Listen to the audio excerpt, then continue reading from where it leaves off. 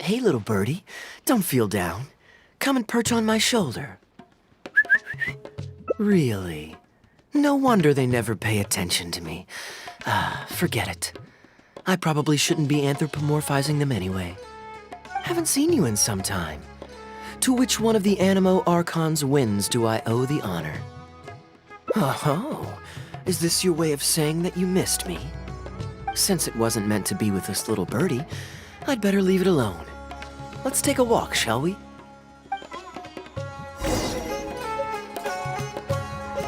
If you're wondering why I'm here, Jean's been worrying about trade safety recently. I discovered this when I unwittingly burst into her office to save the day.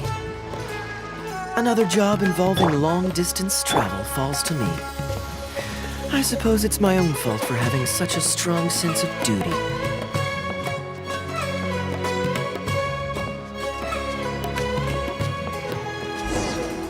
Still, on the bright side, business is now taken care of, and I have unused travel funds, so I was planning to.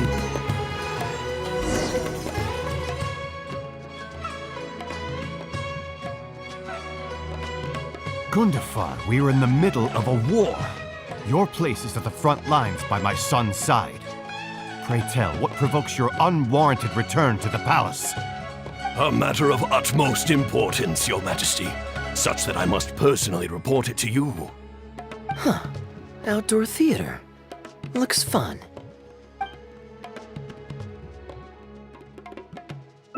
Yes. Here's what I was thinking about the unused funds.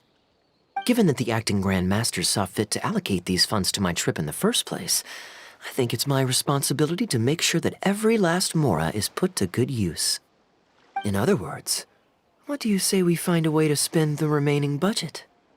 Perhaps a fancy meal at a nice restaurant? Or a river cruise that takes in the sights of Sumeru City? Or we could buy a few nice mementos to take home. Hey, no need to put it like that. Let's keep walking. We can consider it some more on the road. The rules of the Knights of Favonius state that any and all expenditures during a business trip are counted as travel expenses. That's more than enough justification to live a little. Of course, with me being here on my own, it was looking like a wasted opportunity. But now that I've run into you, why don't we make this a joint trip?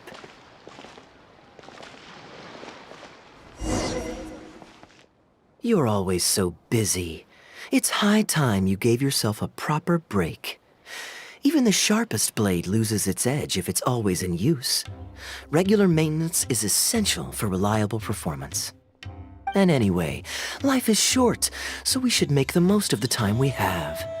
Right now is the perfect time to relax and enjoy ourselves.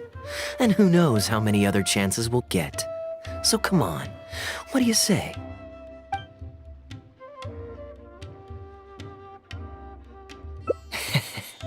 Now I remember why you're an honorary knight. Of course being tempted by money is beneath you. Your honest character is dazzling to behold. Like the sunlight reflecting off the surface of Cider Lake in the late fall, I hold my hands up. My thinking was mistaken. In that case, I guess today's end-of-trip blowout is canceled. I shall pack my luggage and prepare to return to Mondstadt. Oh, you'd do that for me? Well, This wasn't what I'd originally planned, but it's a very welcome development. When I was souvenir shopping, I picked out something for you too. Guess my thoughtfulness wasn't in vain. Let's keep that a secret for now. Not because I want to keep you guessing. It's just that I didn't think I'd run into you here. All my gifts are back at the inn. I want you to find out for yourself when you open it. The surprise is what gift giving is all about, is it not? Then it's settled. We'll leave together shortly.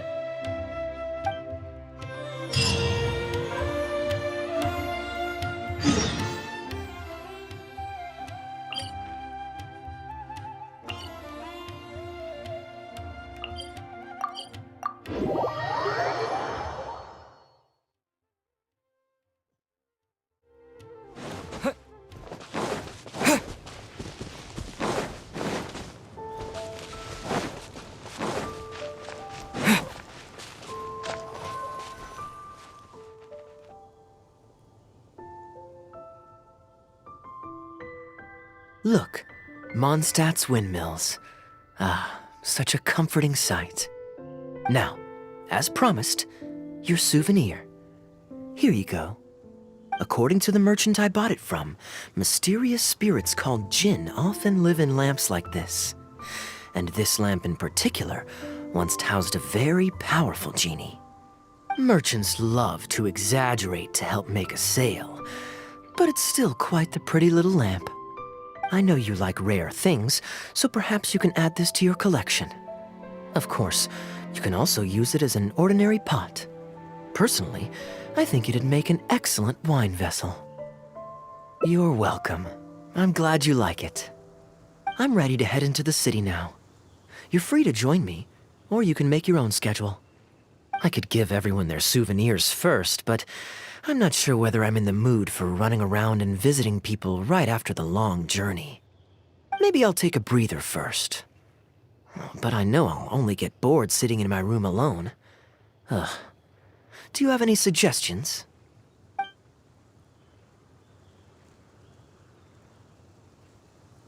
Yes, I suppose.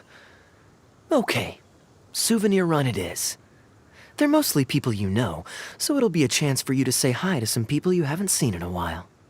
Let's start by going to the Knights of Favonius headquarters. Jean and Lisa will definitely be there, and with any luck, we might run into a few others too.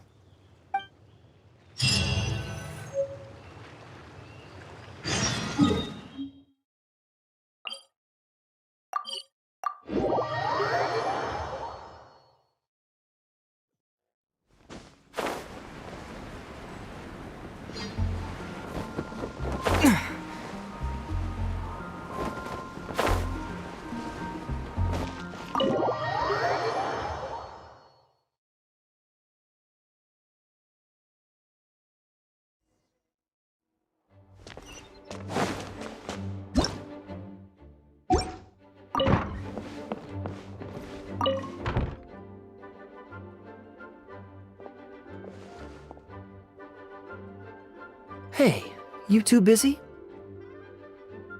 You must have had a tough journey, Kaeya. Oh, it's been a while, cutie. Yes, welcome back, Kaeya. Why is the honorary knight accompanying you?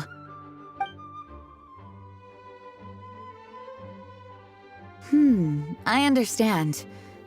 Back to matters at hand, Kaeya. I have already received your report. You did well this time, thank you. A few days ago, we received a letter from the representative of the Wine Merchants Association in Sumeru. It was thanks to your on-the-spot decisions that further losses, due to continued delays, were avoided. Just doing my duty. Anything to reduce the acting Grandmaster's workload. Oh, I nearly forgot. I have some unused travel funds. I'll return the surplus now. Given the suddenness of the situation and the difficulty in resolving it, I authorized a greater than normal disbursement in case of unforeseen circumstances. But I didn't think there would be this much left over. Thank you, Kaeya. Just doing the right thing. But I'm not actually here for a post-trip debrief. I brought some souvenirs back for everyone. Souvenirs from Sumeru?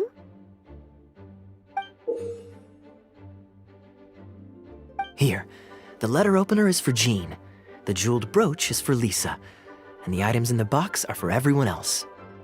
The artistry of this is exquisite. Look at the ornamentation on the sheath.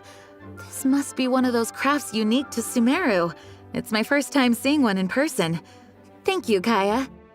I love the color of the gem in this brooch, and the setting is so elegant. You have excellent taste, Kaeya. This can't have come cheap.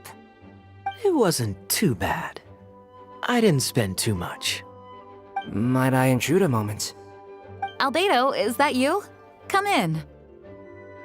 I finished the latest quarterly expenses report for the workshop. It's ready for your review. Traveler, greetings.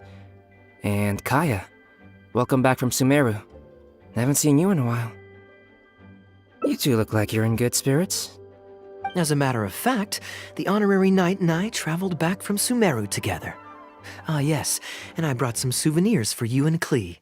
They form a set. Hold on, let me dig them out. You're too kind. Klee has been constantly inquiring as to the timing of your return lately. Since you weren't around, she thought you had also been grounded, and that it would be a long time before you could come out. Children always have the most peculiar way of looking at things. Also been grounded? Sounds like things haven't been too dull for you all in my absence. It's Klee's third time this month. Evidently, you're not the least bit surprised. No. On the contrary, what would be a surprise is if Klee ever managed to stay out of trouble for a substantial length of time. Anyway, since my souvenir is part of a set with Klee's, there's no rush to give it to me. When Klee's next, released, I'll bring her to see you sometime. We'll collect our souvenirs together. Sure, makes sense. Leave the surprise for the person who'll enjoy it the most. I'll leave these documents here. I'll take my leave now, everyone. Kaeya, I've approved your vacation request. Use this time to relax and unwind. Don't worry about the report and other work. I'll take care of it. You too, Honorary Knight. There isn't any work the Knights of Favonius require your assistance with at this time, so please take it easy. Thank you. Then we'll be going now. Enjoy your vacation. But don't forget to return the Fox and the Dandelion Sea series before it's due. Don't worry, I'm nearly done with those. I'll be able to return them in a few days.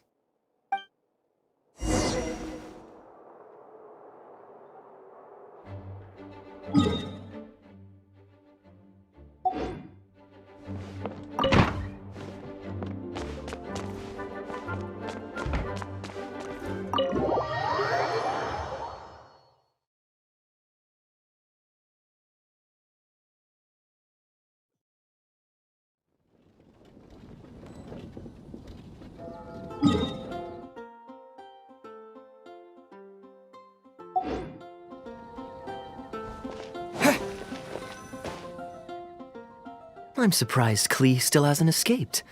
I taught her a few tricks just before I left.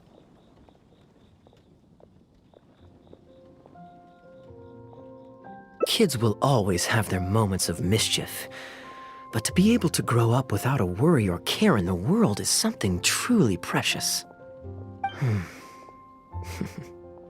Well, now that all the gifts for the Knights of Favonius are with Jean, next up is... Ooh, how about we visit the Dawn Winery under the pretext of delivering souvenirs and try to score some free wine?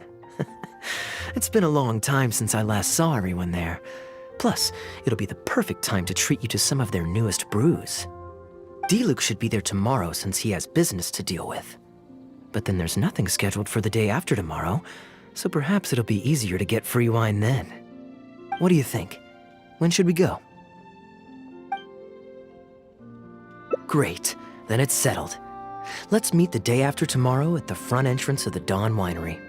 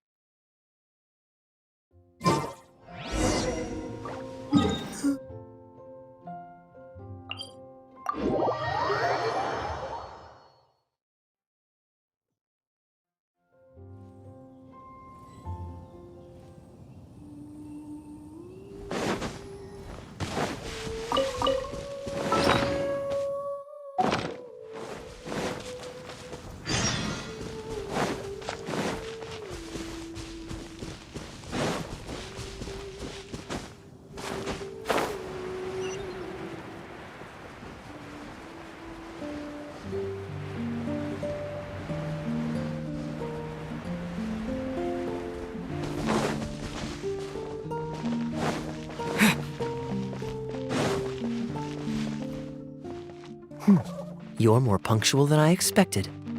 Let's head inside.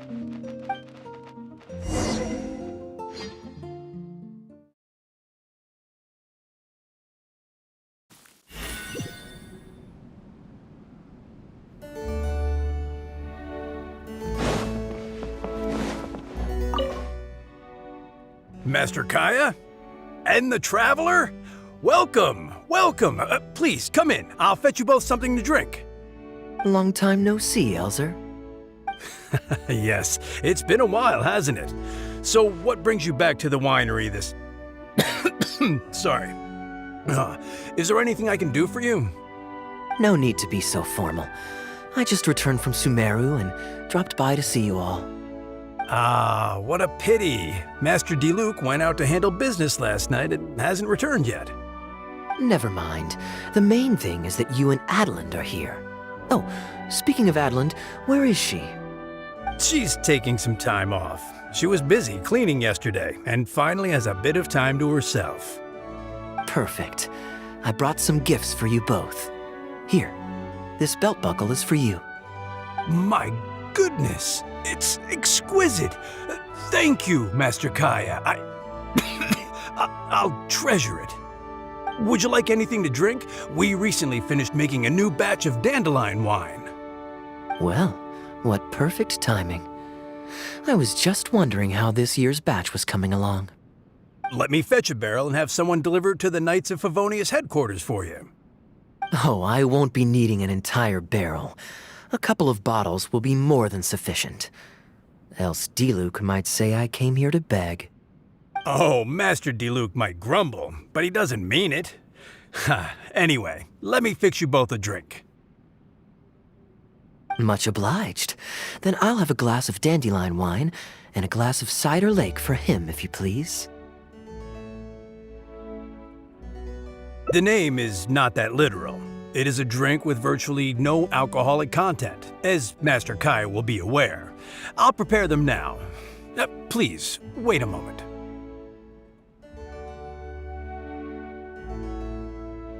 Strictly speaking, that's not entirely true. Cider Lake does have a tiny amount of alcohol in it. Please, enjoy.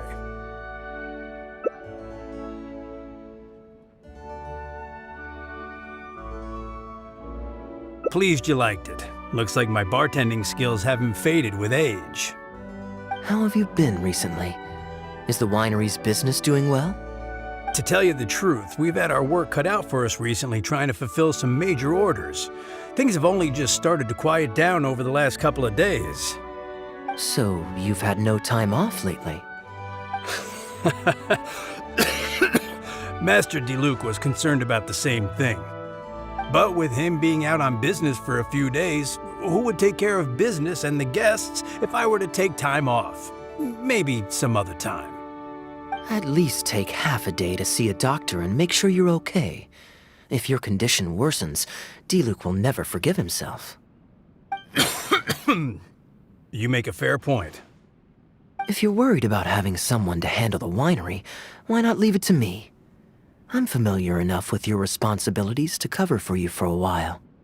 Master Kaeya, Please, come back to the winery more often. We all miss you very much. All right. No need for that kind of talk. Come on, I'll see you out.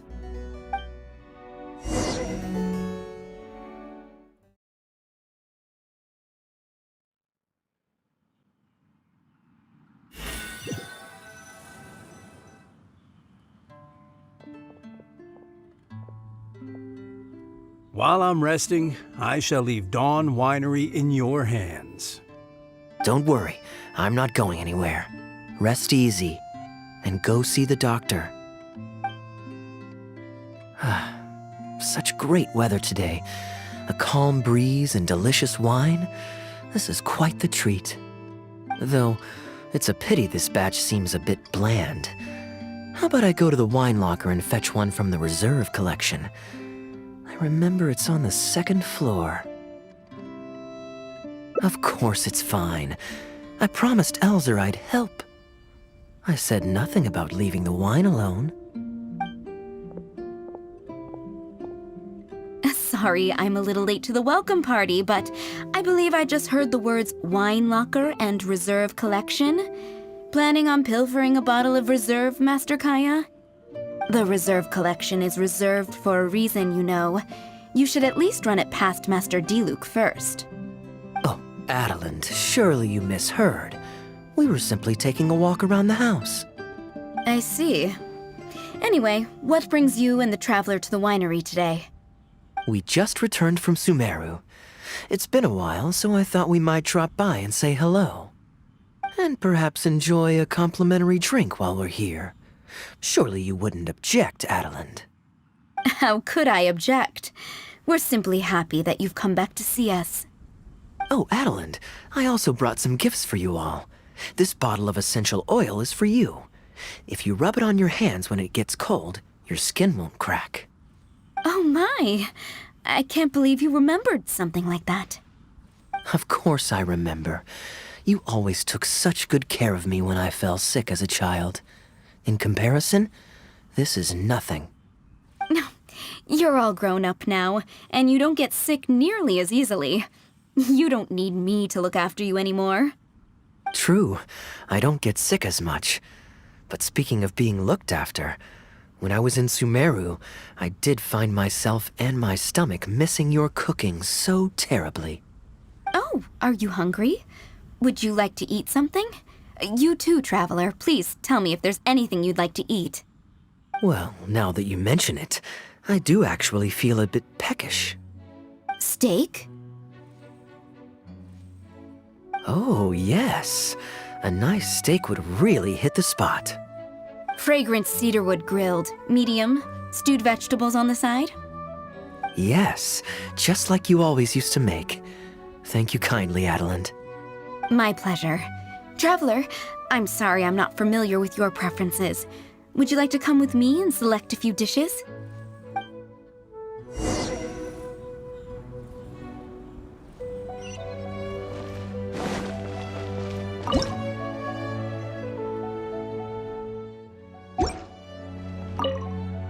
Grilling the steak over fragrant cedarwood infuses it with more flavor than pan-frying it. It's a favorite of Master Kaeya's. Since using an open flame to grill indoors is somewhat inconvenient, we usually set up a grill outdoors. It's perfect for grilling meat, but you can also use it to make stews. I can offer you a satisfying salad, cold cut platter, and anything stewed. What would you prefer, traveler? Okay, right away. Master Kaeya really likes stewed vegetables, but it takes the most time. So I'll start making that first and then prepare your meal once that's underway. Of course! I looked after him and Master Diluc when they were growing up. He wasn't always such a complicated character. He was a gentle child, polite and very sweet. Boys, huh? The gentle ones grow up to be wild, and the rambunctious ones become quiet and reserved. At least that's my experience. If there's anything you don't understand about Master Kaeya and his antics, please feel free to talk to me about it. His temperament has changed quite a lot over the years, but he still has a lot of the endearing qualities I remember. Kaeya is much savvier and more mature than he used to be. Goodness knows he could be tricky to deal with. But let me share a few little tips. When he answers your question with a question, stop and think carefully about what he wants you to believe, and don't be led on by him.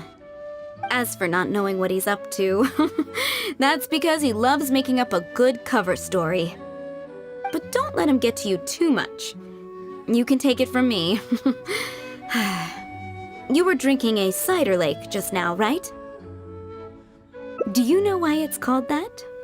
The name was coined by none other than Master Crepus when he mixed the drink for Master Kaeya himself. Oh, they were adorable when they were young.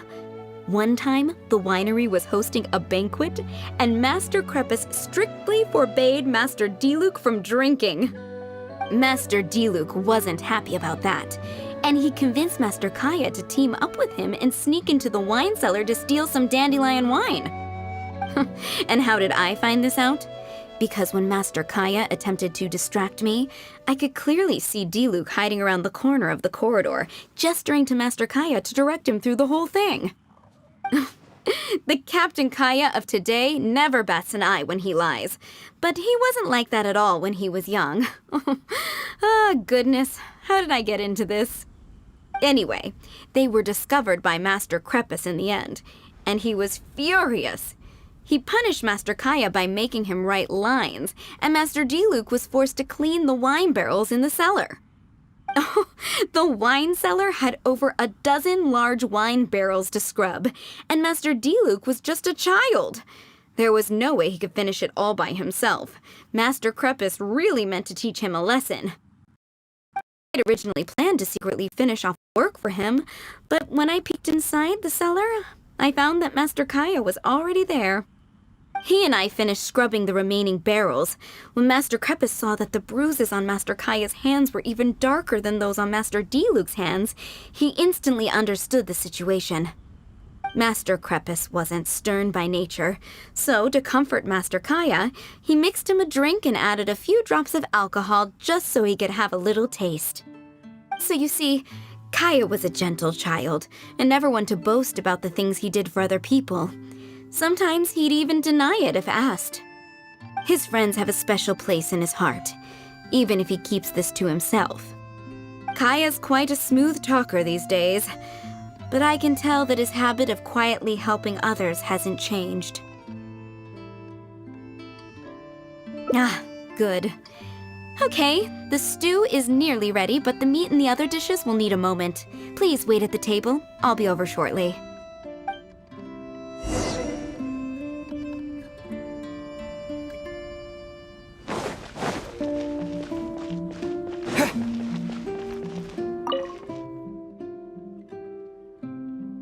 Drinking fine wine, eating Adeline's steak. Ah, now this is what I call a vacation.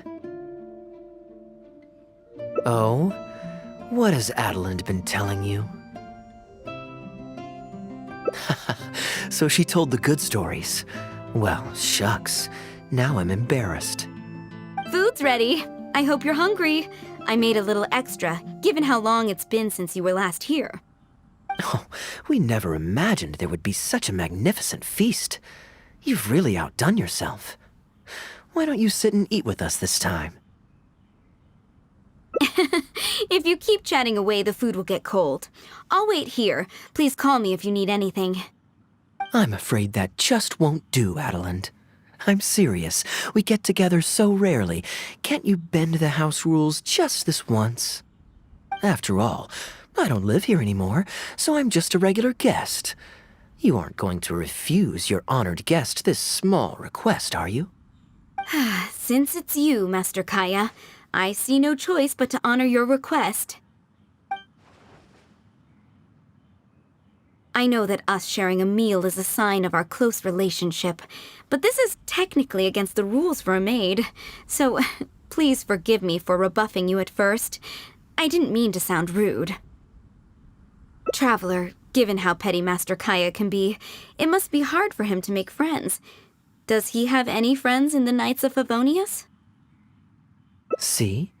I do have a way with people, and now I have him here to back me up. Hello, everyone. Pardon me, but is this Dawn Winery? I'm Guangzhe, a guard with the Secure Transport Agency under the Leo Communications Office. Here's my card. No wonder Elzer felt so strongly about staying. He certainly wasn't kidding about how busy it is. Mr. Guangzhe, a pleasure to make your acquaintance. The pleasure is all mine. The Secure Transport Agency has worked with your fine establishment in the past, though we have only corresponded through letters. I always found it a great pity that I, the overseer of our cooperation, have never had the occasion to visit in person. Why don't we go inside to discuss the details? No doubt the conversation will flow better with some of our wines to taste. Adeline, we'll continue our discussion later. Could you fetch some apple cider for the three of us? Certainly, Master Kaeya. Please wait a moment.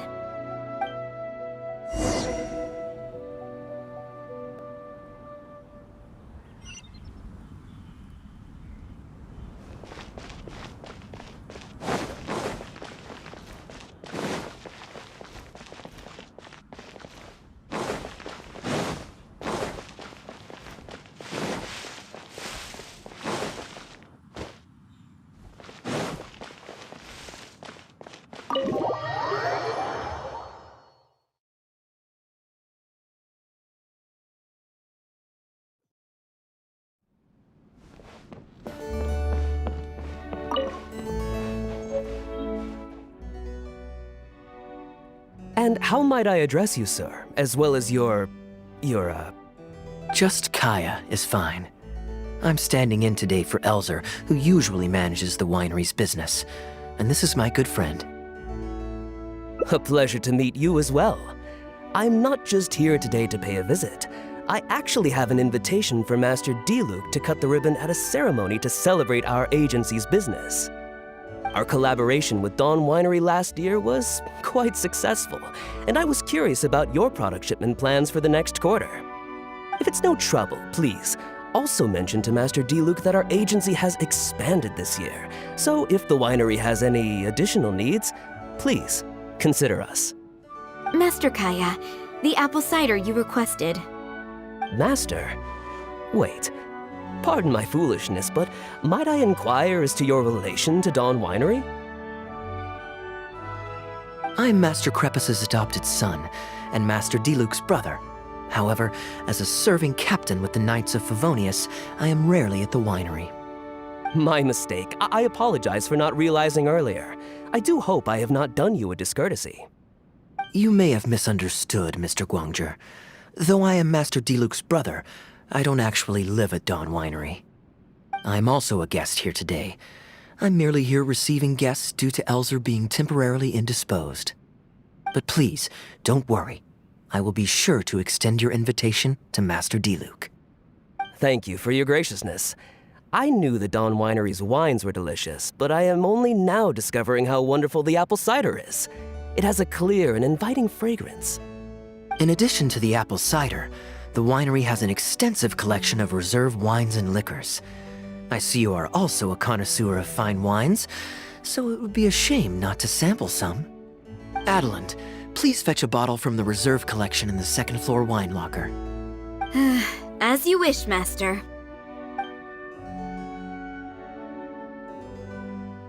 Thank you again for your most gracious hospitality. Today's trip was very fruitful. Now, allow your humble servant to take his leave. Please, it was a pleasure. Here's hoping we'll have a chance to share some more fine wines together in the future. The guest has left, Master Kaeya. It's no skin off my nose. Master Diluc may have a few choice words when he learns of the situation, but that's all. All I really wanted to say is, you will always be a part of the Dawn Winery family, Master Kaeya. I have never considered you an outsider. No matter when, if you ever feel tired, you'll always be welcome here. I understand, Adeland. Oh, now this is a busy day. Who's at the door this time? Hello, everyone. I'm back. Now that was fast. How are you feeling? The doctor said there was nothing to worry about. I just need some rest. But on the way back, I met someone who was looking for Master Kaeya. Kaeya! Shh! Klee's here to rescue you! Come on! Let's escape! Mr. Honorary Knight! Are you grounded with Kaeya too? Grounded? Yes, Albedo was saying something about that. Sumeru was fun, but it can't compare with Mondstadt. So here we are. You two must have done something to make Jean mad, but that's okay. Kaeya has rescued Klee loads of times before, so when Albedo told me you came back, I went and said sorry to Jean. Kaeya, you're free now! We can go play together again! Oh, if my memory serves me correctly, this child is... This is a fully qualified Knight of Favonius, Klee. Hello, miss. I'm Klee. We're sorry. Please don't ground Kaeya. What? I really need to take Kaeya and Mr. Honorary Knight away, so we can go find Albedo, Sucrose, Amber, and everyone else and play together. I see. Hello, Miss Klee. You needn't worry. Master Kaeya's grounding is long over. See, Adeland, you don't need to worry about me. I have lots of people to care for me now.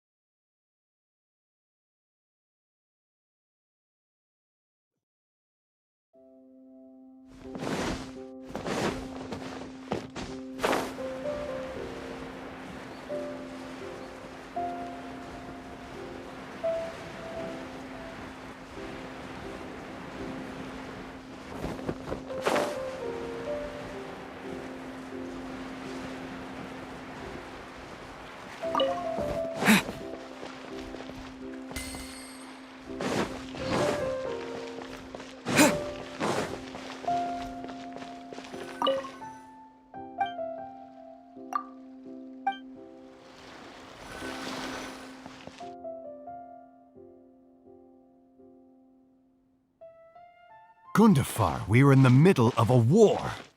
A matter of utmost importance. Outdoor theater. Looks fun.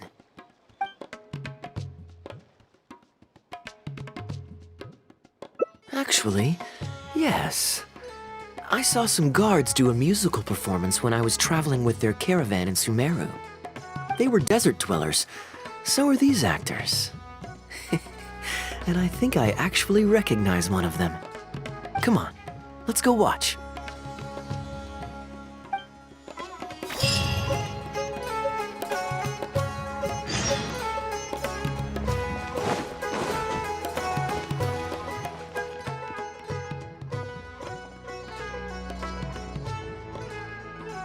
Your Majesty, not only has God bestowed the throne upon you, but your beloved son, Prince Kubad, has led our brave warriors to victory against Frasyav's army. His men have laid down their arms and fled. Frasyav's brazen ambition is no more. He has bowed his head and now presents to your Majesty an offering of treasures and hostages, as well as a plea for peace. My king, this battle has finally restored the dignity of our people. Moreover, with Frasyav's offer of land comes the opportunity to expand our borders, as your Majesty so greatly wishes. His Highness the Prince and I believe this peace settlement will be a great boon to our nation. It is for this reason alone that I have removed my armor and made haste back to our halls from the front lines. My king, what say you to this proposal? Ah, it's the tale of Prince Kubad. Ever heard this one? Don't worry, I still remember the general plot. Let me fill you in on the background while the king deliberates. The main characters are the brilliant Prince Kubad and his war-hungry father, King Kabus. The one talking to the king right now is Gundafar, the prince's tutor. When the prince was young, the king was deceived by a malicious rumor that the prince had mistreated his stepmother. He demanded that the prince walk through a blazing fire to prove his innocence. Miraculously, the prince emerged unscathed, thus proving his innocence. But the seeds of doubt had already been sown in the king's mind. Now uneasy in the presence of his mistrustful father, the prince requested to be sent away to the battlefield where he would fight against Frasyav's army. That's the enemy general we heard them mention just now. This is the part where the prince has won the war and decided to forge a peace with the rival nation. He wrote a letter recommending peace to his father. Oh, it looks like the king's made up his mind. Let's keep watching. Frasyav lost because he did not have the blessing of God.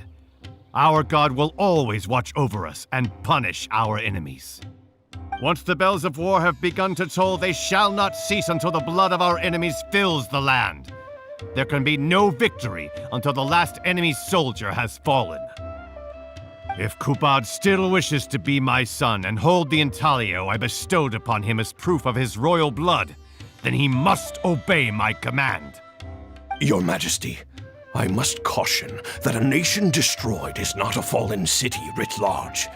Now, the loss of one city strikes fear into the hearts of our enemies, compelling them to accept defeat and cede land in exchange for peace.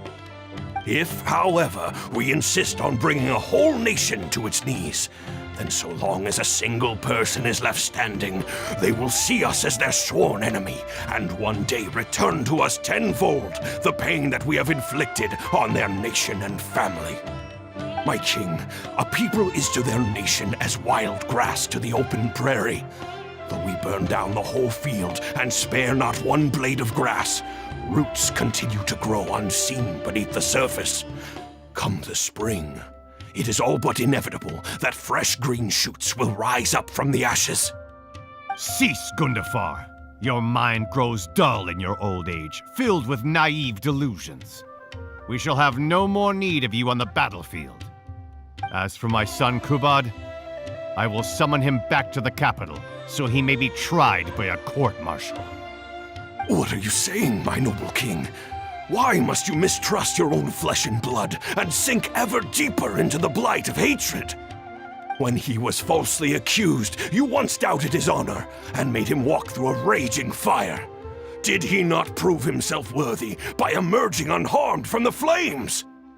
Now you would turn me away, when I seek only to provide the wisdom of counsel. What is the justification for this? The justification is that my word, not yours, is the law of the land. Cease and be gone, Gundafar, so you may spend the rest of your days with your wife.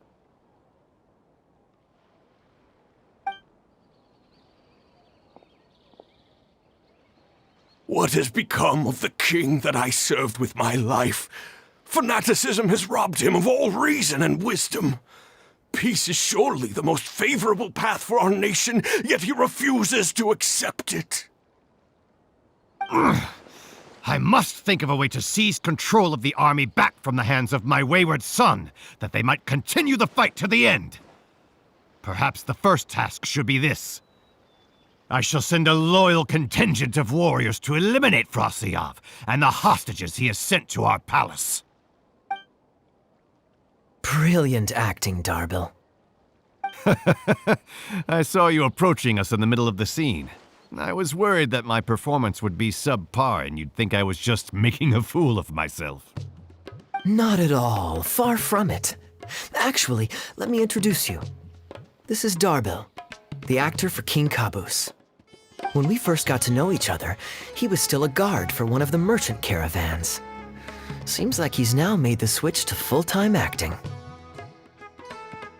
Nice to meet you. Any friend of Kaeya's is a friend of mine. To be perfectly honest, I wasn't making all that much as a mercenary. It felt right to me to get away from the danger and live a more stable life. I was already pretty good at telling stories, so I just recruited a few friends and started performing shows all over the country. Full disclosure, we had to put this little stage together using whatever wood and cloth we could borrow. It's really low budget. Anyway, we're all good enough at acting to get through the motions, but none of us are any good at coming up with a script. Everything we tried to write just sounded off somehow. So I got a student from the academia to adapt an old story I knew to make it more appealing to our audience. What do you think? Passable? I could tell that you've had someone tighten up the lines. They turned out very nicely. That's good. Well, as you can see, even now, we still don't have much of an audience. Don't suppose you'd be interested to see the rest of the show? Sure, why not? I don't have anything pressing lined up. And I don't think the Traveler does either. Tickets for 2, please. How much would that be? There's no need for tickets. You could just get some food from Jafar Tavern. We've worked out an arrangement with them. We've actually found a sponsor for this performance, too. He's not too happy about the poor turnout, though. I doubt we'll be able to keep him for the next performance. A real pity. But what can you do, huh? Darbil Asgar still hasn't shown up for the next scene. We should get his costume and sword out so they'll be ready to go the moment he gets here. My apologies. I have to get ready for the upcoming scene. I'll see you from the stage.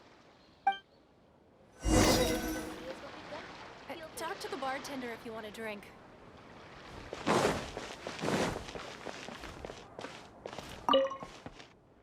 Would you two like to order some food? What can I get you? If you're looking for recommendations, today's special is the tandoori roast chicken. Bear with us a moment. We're just going to take a look at the menu. I was at Port Ormos discussing some business opportunities, and some crook was trying to pull a fast one on me. Darbil took pity on me and politely asked him to make himself scarce. He's a good guy. A decent storyteller, too. Quite an interesting character. There's a lot of fun to be had if you hang around interesting people doing interesting things. Especially if you're in the company of an interesting friend.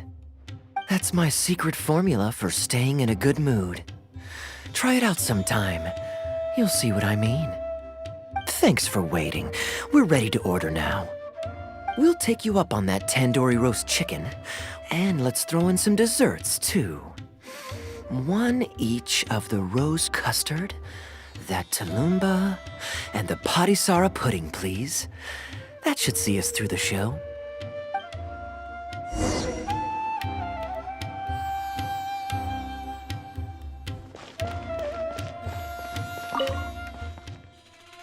We've got good seats, close to the stage, but also not too crowded. We can watch the show as we eat. If I remember correctly, the next scene should focus on the prince. But I won't spoil it for you. You have to experience it for yourself.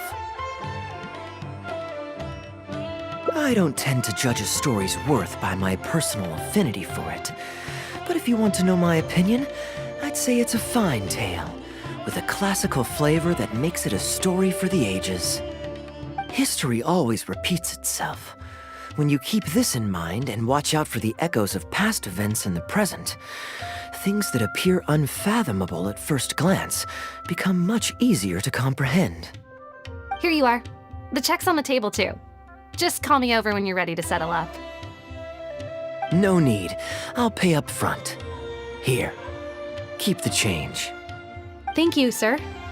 Oh, but this is too generous. Call it a token of my gratitude for the excellent service. The food all smells wonderful, too, so please pass my compliments to the chef. Thank you so much, sir. Let's dig in, traveler. Hey, Kaeya. I'm so sorry, but the actor who plays the prince has run into some difficulties and won't be able to make it. We can't do the rest of the show without him, so I'm really, really sorry, but we'll have to call the show right here.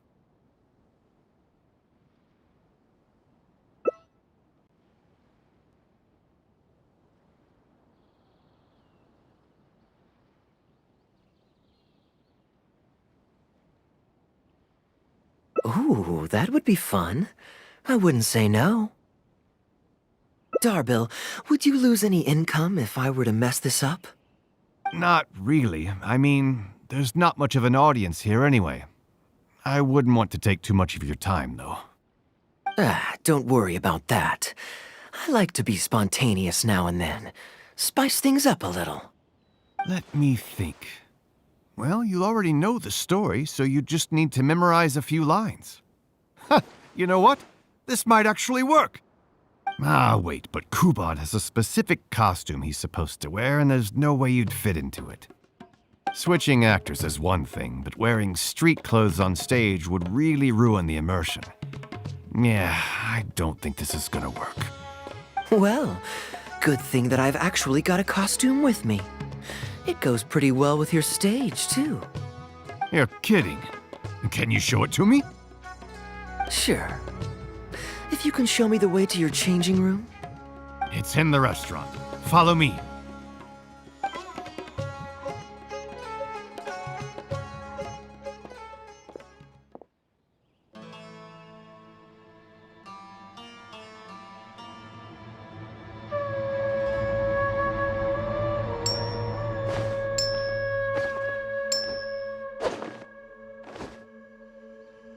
Gotta say, I think I actually look pretty dapper in this.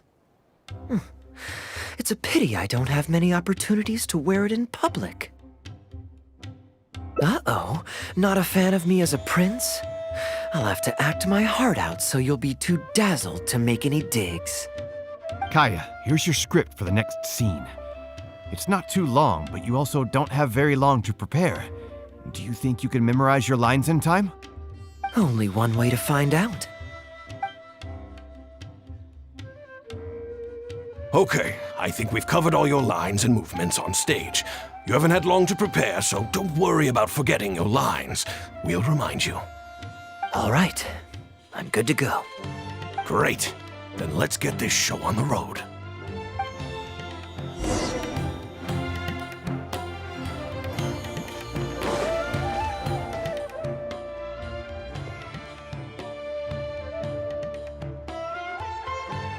General Kubad, son of Kabus, the fate of this battle is clear. I beg you, please spare my few remaining men. They no longer have the strength to fight back. Frasyav, though you now lead only the husk of a once mighty army, I have no desire to crush your dignity. Even your most savage warriors have no desire to see further bloodshed, and none among your ranks have opposed these peace talks. Nevertheless, I must hear it from you one final time. General Frasyav, do you agree to sign a treaty in good faith and commit from this day forth to peace between our nations?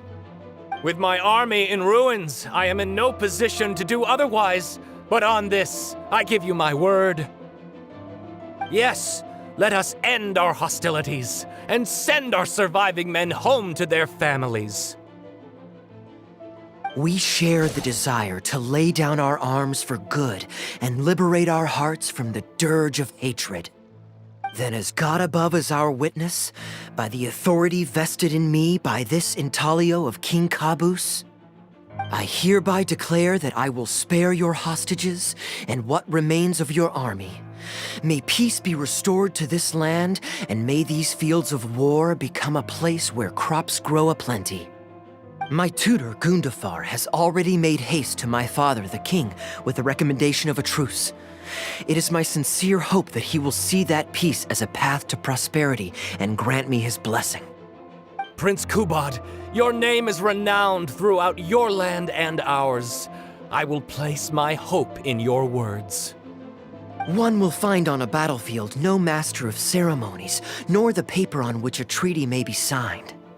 In their absence, let us raise our weapons and swear an oath. I, Kubad, son of Caboose, hereby pledge protection to you and all of your kin. May the oceans be stained red with my blood if I am ever to renounce this oath.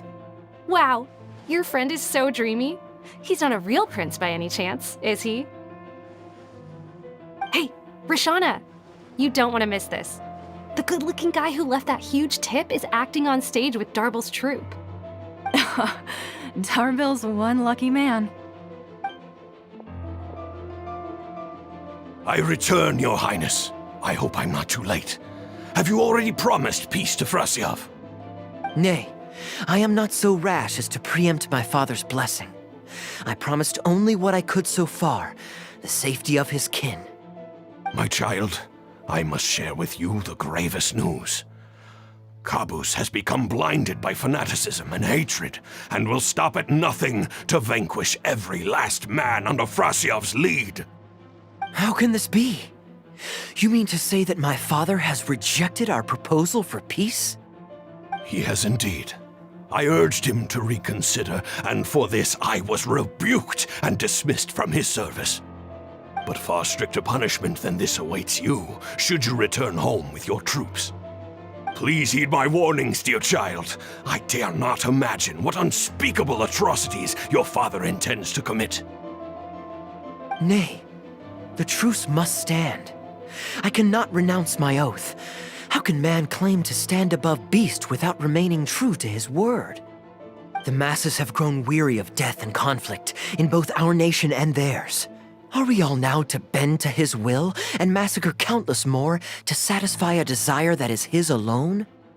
When I departed my beloved home to fight in a foreign land, I did so to honor his wishes and for my duty to our people.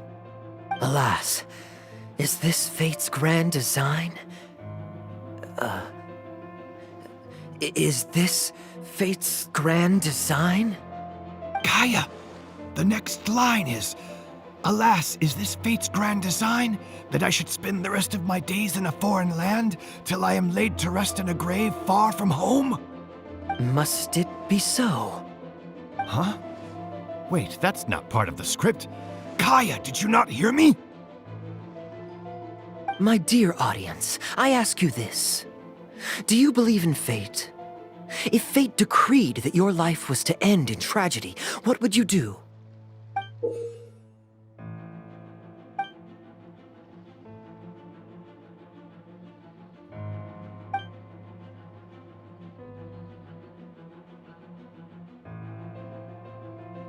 Oh? Then so must it be. Yes, so must it be. I shall discard this intaglio and rid myself of the shackles of fate. Wait, but that's not... My dear prince, do you intend to betray your father and abandon your heritage? Fate means to send the machinations of war to every corner of the land, to fan the flames of conflict till they engulf the entire world. Fate would see my sword tainted with the blood of innocents, that the bright banner of my homeland might fly in every nation known to mankind.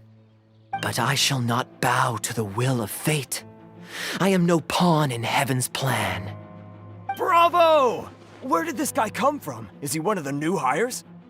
Hey, shut up! Stop interrupting.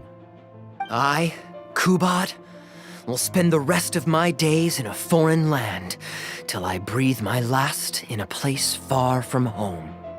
Oh, at least he brought it back in the end. Prince Kubad, my child, there is no need to be rash. Please bring at least your fortune and the retainers who will always be loyal to you. Gundafar, my dear mentor, you have always been like a father to me. It brings me only anguish to bid you farewell. But I must walk this path, or freedom dies by my hand. Goodbye, my tribe and kin. Farewell, sweet land of my birth. Goodbye, my child.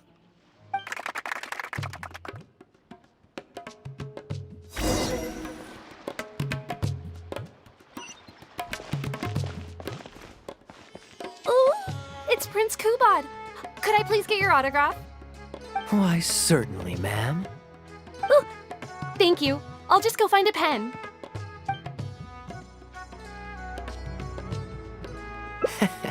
Feeling more like a fan now? Acting is quite fun.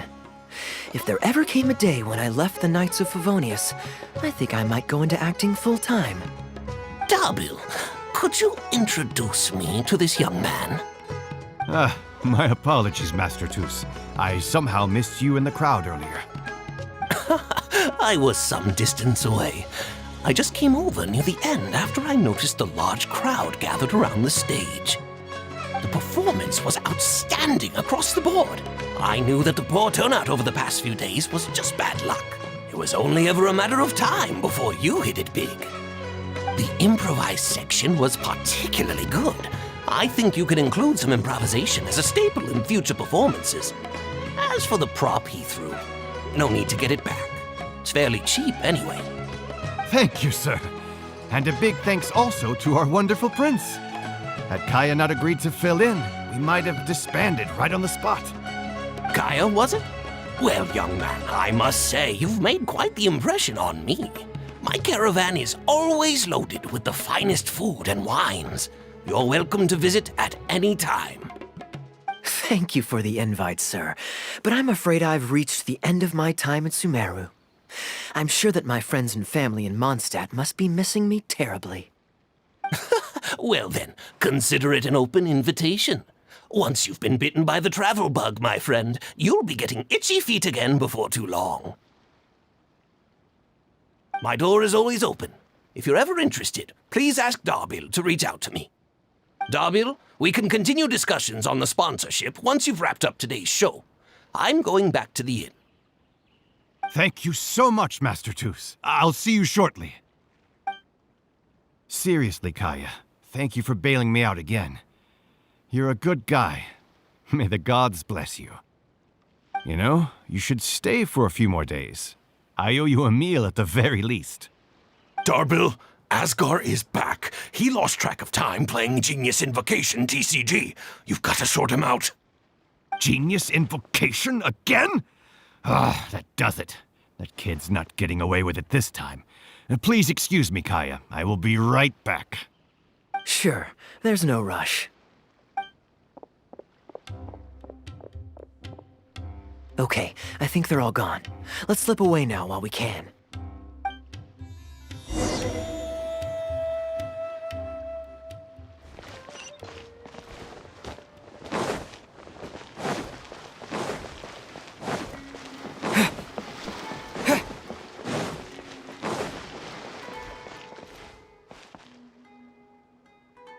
All right, this should be far enough. Don't think they'll find me here. People were starting to expect a lot of things that I didn't sign up for. Besides, the missing actor is back now. Darbil shouldn't be needing me to stand in again. I don't mind socializing, but compared to chatting over food and drink, I much prefer just going wild on the stage. What about you? Did you enjoy the show?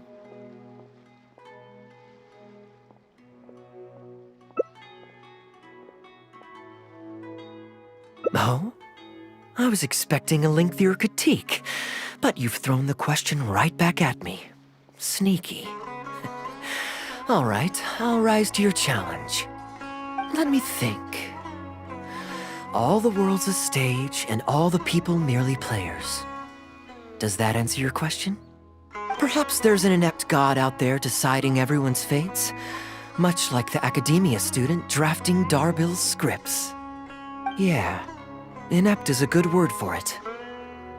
Honestly, it might even be a little too civil to describe a god who turns fathers against their sons and is bent on endless warmongering, don't you think?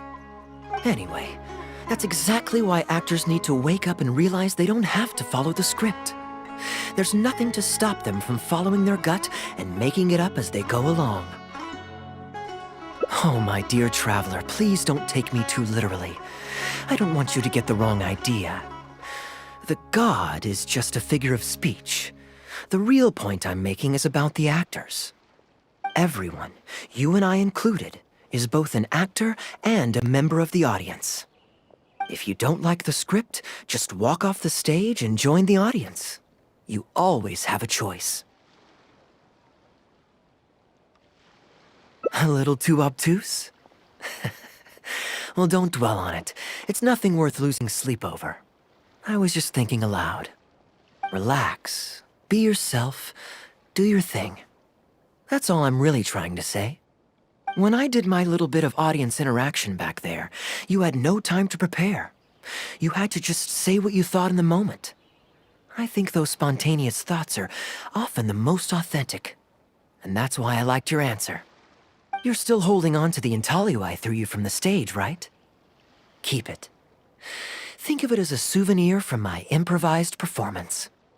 It's been the most fascinating day, hasn't it, little birdie?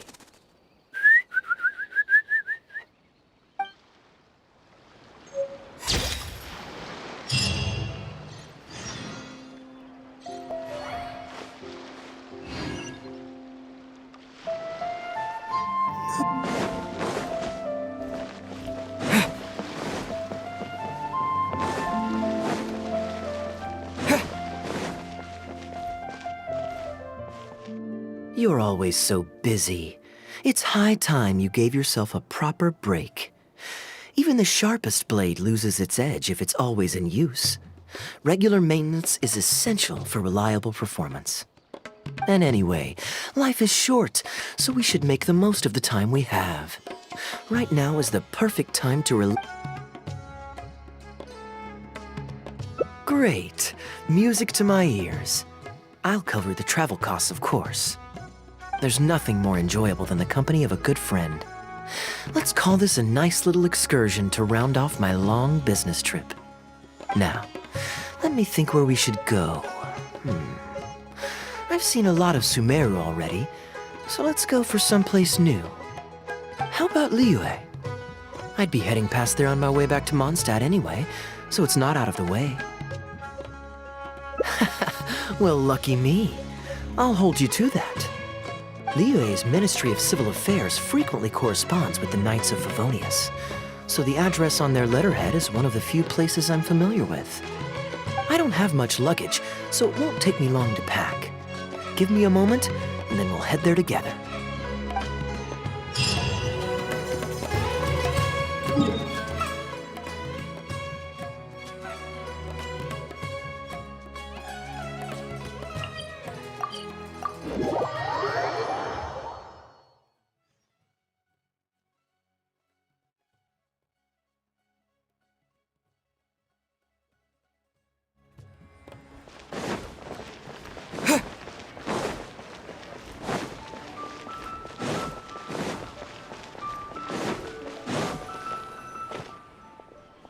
I've heard that there's lots to see and do in Liyue, but I'm sure you're more familiar with the place than I am, so I'll leave the itinerary to you. Excellent. Well, hopefully I'll get to know some of these friends for myself. It's such a satisfying feeling to just drop everything, go on a long trip, and see something new. Who knows who we might cross paths with? We might even end up going on an impromptu adventure. Just like how I met you in Port Ormos, and now we're here. Come on, let's see what's up ahead.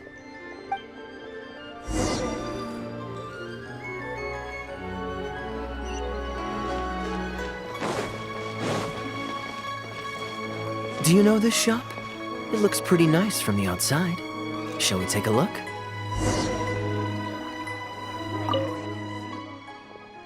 Welcome to Mingxing Jewelry. We are a long-established trader of precious stones. Is there anything in particular you're looking for? Let me see. Ah, some nice jewelry you've got here.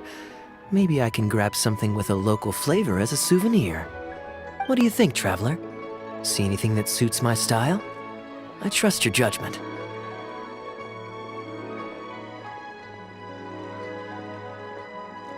Ah, you're interested in souvenirs. If you're struggling to decide, you might want to consider getting some jade. You can't go wrong with a nice jade pendant. They're an elegant addition to your look, whatever your age or gender. If you're looking for a specific design, we can make it to your specifications. It does take some time to fulfill an order, however. High-quality jade is hard to come by, so our waiting list is at least a couple of weeks. Oh, that's a pity. I'm just visiting and I won't be in town for very long. So as much as it pains me to do so, I'm afraid I'll have to leave this beautiful bijou behind. No worries at all, sir. If you're looking for something off the shelf, why not go and see Mr. Shurto at the Jade Mystery? He also deals in jade and precious stones. Exactly. But on that note, let me give you a word of advice. There's no risk in purchasing a piece of jade that's already been cut. But you could lose all of your mora betting on uncut rocks. I won't say any more, as I don't want my fellow vendors to think I'm bad-mouthing them. But I think you catch my drift. It's only human nature to spend a little when you're on a trip, but don't be too hasty to part with your cash. The Ministry of Civil Affairs takes everyone's economic well-being very seriously, and they often send out the Millilith to spread public awareness of well-known scams. As guests here, I'd encourage you to watch out for anyone trying to rip you off. I think that's sound advice wherever you go into that. We appreciate it, boss.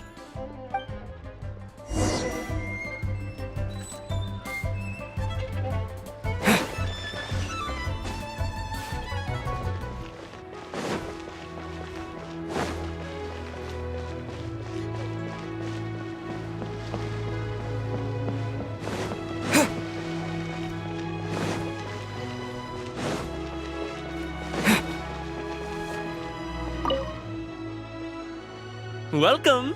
Looking for uncut stones or pre-cut jade? We've got plenty of both for your viewing pleasure. Uncut stones. Ah, yes, we were just briefed on that. Let's take a look at the pre-cut jade. I believe I detect a quiet but distinct tone of apprehension in your words. Please rest assured, there's nothing to be quite so wary about with my business. Feel free to peruse at your leisure. I think you'll find that everything I do here is entirely above board and legitimate, and I sell only pure and unadulterated goods. No scam guaranteed. Sure, you can bet on jade and lose if you're unlucky, but that doesn't make it a scam. My terms are clear and transparent, and I only do business with willing customers. What scammer can claim that? Sounds perfectly reasonable. At the end of the day, it doesn't matter how much the vendor is charging. If the customer decides to hand over their money, they're taking the bait of their own free will. Yes, exactly. I'm glad you understand. Although your peculiar phrasing at the end there, you almost make it sound as if I really am scamming people. Anyway, betting on jade is what it is. Feel free to try your luck, but if you can't afford to lose, then it's not for you. We don't need to cause each other any trouble. I'll leave you to browse at your own pace now while I deal with other potential customers. Amber-colored jade would probably make for a good souvenir. Why not? This is a quirky little place. Somehow, I'm inclined to entertain him for a bit. Well, if you're not interested, then I guess we'll pass.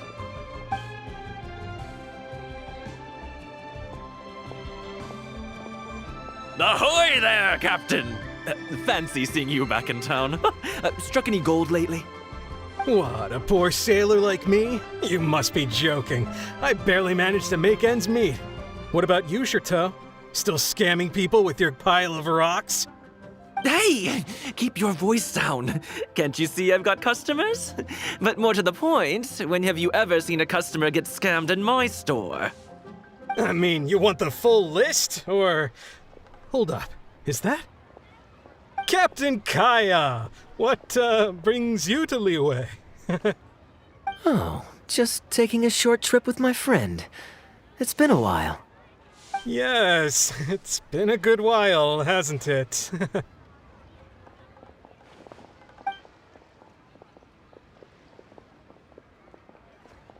Anywhere you'd recommend I visit while I'm here? Let me think. Wanmin Restaurant's always a pretty good bet. Chef Mao's daughter is a skilled chef, and their prices are very reasonable. My wife can't get enough of their boiled fish. You could give that a try. And, speaking of my wife, she won't let me forget what a great help you've been to us before. So thank you, on her behalf. Your wife? Ah, yes. How is she doing these days? Keeping well? Very well, thank you. Very well. Anyway, I've got something I need to do down at the South Wharf, so my apologies, Captain Kaeya, but I'd better get going. All right. See you. Ah, I finally remembered who that was. Captain Wu. He runs a transport business between Mondstadt and Liyue. I see. So you went through that whole conversation with no idea who you were talking to.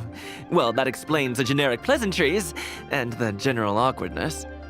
Old Wu's usually quite the chatterbox, so it's very unusual for him to just take off mid-conversation. How exactly do you two know each other anyway? An educated guess. Yes, you could put it like that. It's pretty straightforward, honestly.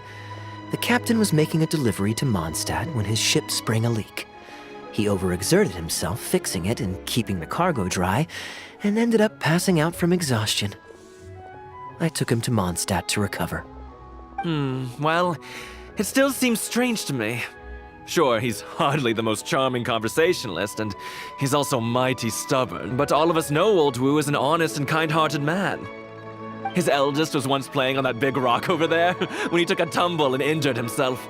I helped to patch the kid up, and the next day, Old Wu was here to buy a couple of uncut stones.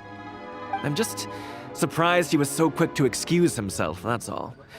Normally, he's the kind of guy who, if you run into him on the street and he owes you a favor, he'll grab you by the hand and thank you profusely until you ask him to stop. Well, stubborn, I can believe. Someone had drilled a gaping hole in his ship, and the water was coming in fast. How he managed to make it all the way to Mondstadt, not to mention with his cargo intact, I have no idea. Someone drilled a hole in his ship? Oh dear. It must have been one of the less savory captains out there trying to sabotage his business so they can squeeze their way into the market. When competition is stiff, sometimes things get ugly. It's the way of the world, unfortunately. His line of work isn't easy. The poor fellow usually has to set sail before the break of dawn. He's been loitering around a lot these past few weeks, though. I thought maybe he'd come into some Mora. Competition is fierce these days, and there's not a lot of Mora to be made in shipping. So every day he stays idle is another negative in the books. I do wonder what's gotten into him. Anyway, I digress.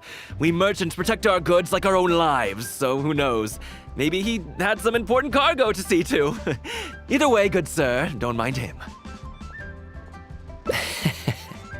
I am an upstanding member of the Knights of Favonius, after all. Just look me in the eyes. Don't you find me trustworthy? Since you asked about recommendations earlier, you're here from Mondstadt, yes? Might I suggest the tea house is somewhere to rest your legs? If memory serves, they're just about to retell the tale of Bravebeard the Valiant from the top. Why not pay them a visit? Huh. Sounds interesting enough. Let's check it out.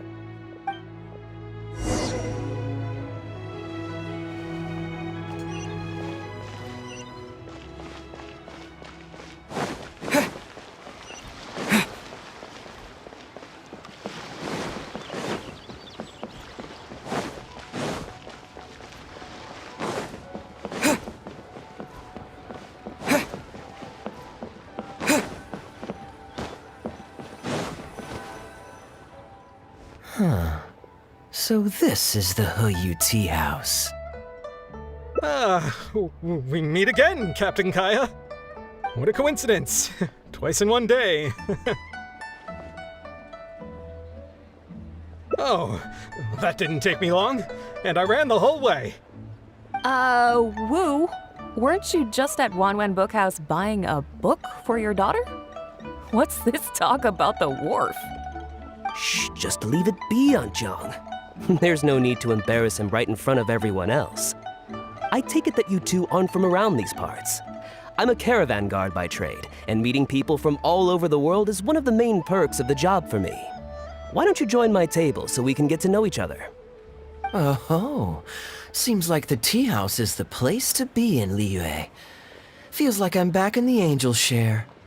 Did you manage to get something for your daughter just now, Captain Wu? Yes, thank you. If it weren't for you, Captain Kaeya, she might not have even made it into this world. I'm so lost, Wu. What's the story here? Your wife's originally from Mondstadt, isn't she? Did you run into Captain Kaeya when you were there on business, or when you were visiting the in-laws? The latter. Oh, this is so humiliating. Anyway, back when my wife was pregnant, we were taking a trip to Mondstadt to visit her parents this one time, when we were mugged by a group of treasure hoarders near Dawn Winery. Oh, that sounds awful. Were either of you hurt? I mean, he's still here, and he's still got all his limbs, so they can't have roughed him up too bad. I'm guessing Captain Kaeya stepped in before they could do either of you any serious harm, huh? Yes, he did. Thankfully, he heard my wife crying for help and drove them away. My wife was injured and quite shaken up by the ordeal, so he took her to the winery and asked them to look after her. So what happened to you? Where did you disappear to? I was in the water. Huh? What did you jump in the water for? You know they can still get you in there, right? No, that's not... I did... They threw me into the water and, stripped me of all my clothes. They did what? Did they have a weird fetish or something? Stripping a sailor naked and throwing him into the water. It's not like you were going to drown. So, then what? I take it you swam to shore? The treasure hoarders always move in groups, and fighting back when you're outnumbered isn't usually an option. It's no surprise that they quickly overpowered Captain Wu. I'm just glad that everyone made it out all right at the end. Captain Kaeya, please, there's no need for you to try to save face for me like this. I already owe you so much. You don't have to do anything more. Yet, despite that, I somehow only ended up humiliating myself further. Oh, there's no point in me trying to save face now. They tossed me into the water to humiliate me, and to use it as leverage to get my wife to pay up. But they didn't know that I could swim. What I'd intended was to pretend to drown, then sneak back onto shore while they weren't looking, and find a way to rescue my wife. That was before Captain Kaeya appeared out of nowhere and saved the day. So then I figured I'd get out of the water, get dressed, and catch up with you. But God knows what they did with my clothes. I couldn't find them anywhere. By the time I gave up looking for them, you were most of the way to the winery, so I had to run after you with nary a thing on myself. Outrageous! So, what happened next? I made it to the winery, but the maids noticed me first, and they called the Lord of the Manor out to give me the beating the treasure hoarders never got around to. After my wife recovered consciousness, she had to have a long talk with the young lord to explain everything. He then escorted us both safely to Stonegate. Oh, Woo, I'm sorry, but...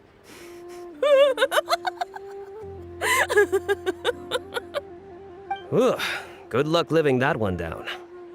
Trust me, I know. My wife never lets me forget. I'm sorry, Captain. I wasn't intending to share that story. It's fine. It's my own fault for thinking I could sweep it under the carpet and forget about it. I don't know if I can ever repay you for all you've done.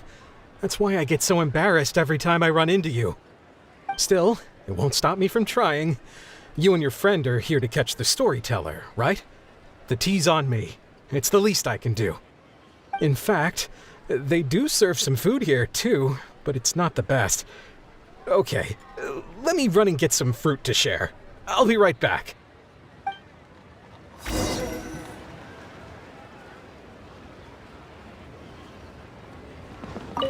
I wonder how much Fanaria caught of that. Old Wu really has no filter, does he?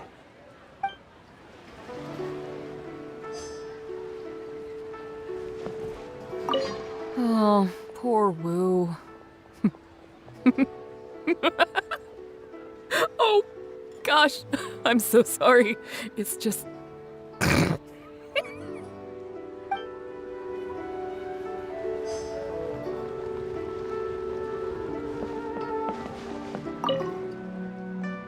He really didn't have to share all the details of that story, but since he didn't seem to mind, I wasn't about to stop him. I did actually forget at first, but once he brought up his daughter, the memory of his naked escapades came flooding back. Diluc thought some pervert was harassing the maids. He charged straight out the door, great sword in hand and raring to go. I haven't seen him so angry in a long time. So many people owe me favors nowadays. It's hard to keep track of them all. I really should go check my favors ledger once I'm back and refresh my memory. Hey, you didn't think I was being serious, did you? Do I really strike you as the kind of person to keep track of favors in a notebook? I just helped the guy out on a couple of occasions because I happened to be in the right place at the right time. I have no intention of asking him to do anything for me in return. At least, not so far. I'm back with fruit. Please help yourselves, everyone. My treat. Thank you. Oh, don't mention it. It's just a few fruits, nothing extravagant. Once my new pharmaceutical business takes off and I have more to spare, I'll get you a proper thank you gift and send it to the Knights of Favonius. Pharmaceutical business? So you found a new career? No more shipping?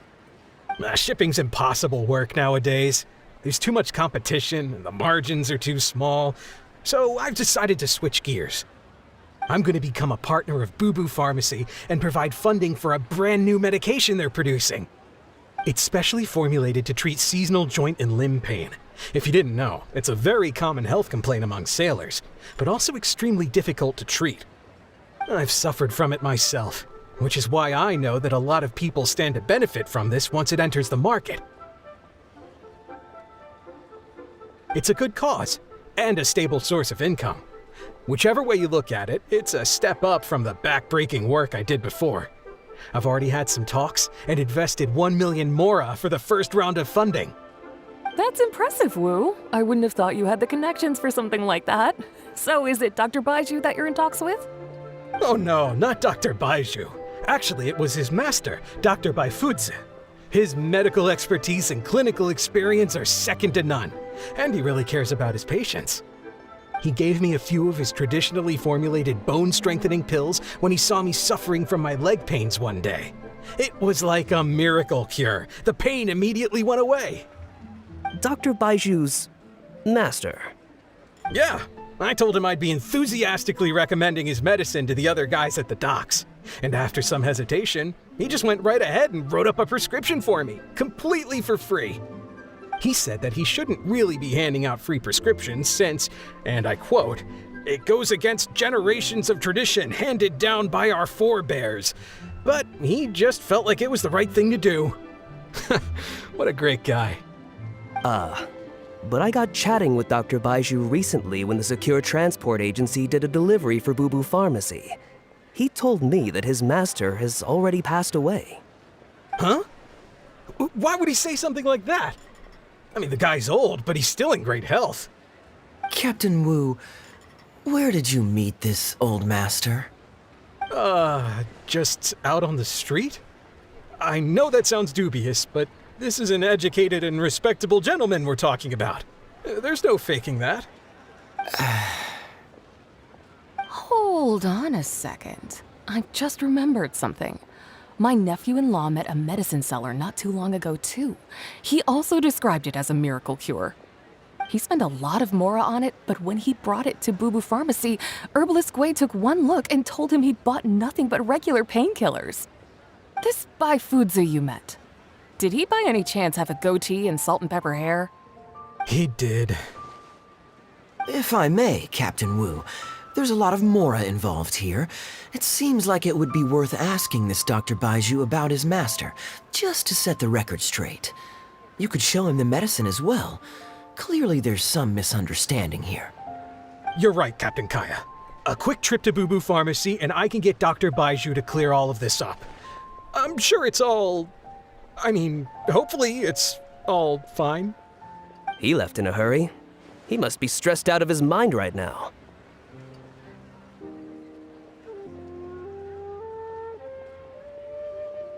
Hey, let him deal with this, okay? No point in you stressing yourself out too. Fraud or not, it's up to Captain Wu to figure out exactly who he's gotten himself involved with. I'm no Dark Knight hero, or a martial arts hero for that matter, and neither are you. Wait, or are you? Now that I think about it, I can see you having a secret double life as a martial arts hero here in Liyue. You certainly have the personality for it.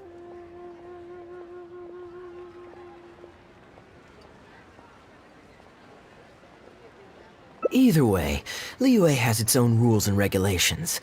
Best to let the Ministry of Civil Affairs deal with this in the proper manner. If a couple of outlanders like us get involved, we might just end up muddying the waters, even with the best of intentions. We came here to enjoy ourselves, remember? We don't want to get our priorities mixed up. Oh, and look at that.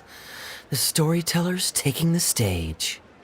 It is said that the sky's the limit for the aspirational soul. But alas, for the woes of the world are equally limitless. No such stranger to woes was Huang Guang, a man who, having suffered countless injustices at the hands of his fellow men, forsook them to dwell among the mountains and rivers. Yet fate fortuitous found him when he entered the tutelage of an adeptus and learned many mystical arts from them. Per his master's wishes, he then returned once more to the human world, only this time with a sworn duty to cleanse the land of demons and to see justice done wherever he might tread. Is that all? I was hoping to hear the rest of the story. It was all right. I suppose the hero always has to sacrifice himself to save others, and it does make for some good storytelling, but it leaves you wondering how he really feels about the whole thing. Did he ever have second thoughts? Only he can know, I suppose. Oh, I see the show is over.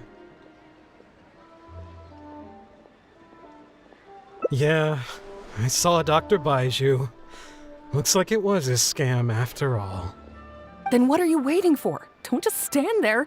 You need to report this to the Ministry of Civil Affairs right away. Hold on. Let's not lose our cool. Get your story straight first, so you can give them a clear and detailed account of events in the order that they occurred. And one more thing. Do you still have a way to contact this guy? Well, I'd arranged to meet him at the Yunsheng Tea House once I've withdrawn the next sum of mora, so I suppose he'll still be waiting on that. Okay, so you've got another meeting lined up. I've got no one to blame but myself for this. I can't believe I was so gullible. I guess the world isn't made for naive simpletons like me. Young man, you're a good person, and I'm touched by your words of comfort. Still, it's up to me to find a way to get my Mora back. The consequences are mine alone to bear. At my age, I'm sure I should be comforting the young with words of wisdom rather than the other way around. What does that say about how I've spent my life?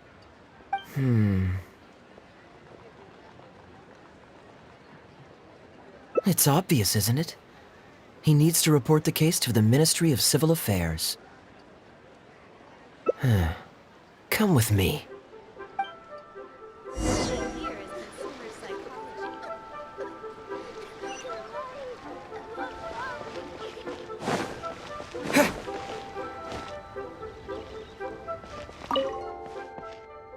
I am quite curious.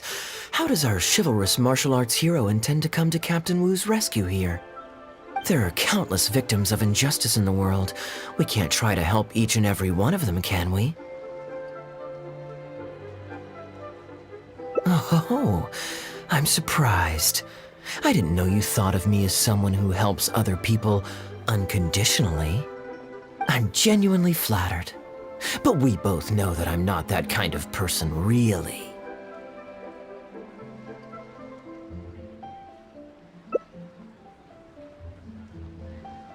Your logic is very straightforward, and quite endearing in its simplicity. But I like how you think, so I'll indulge your martial arts hero aspirations for now.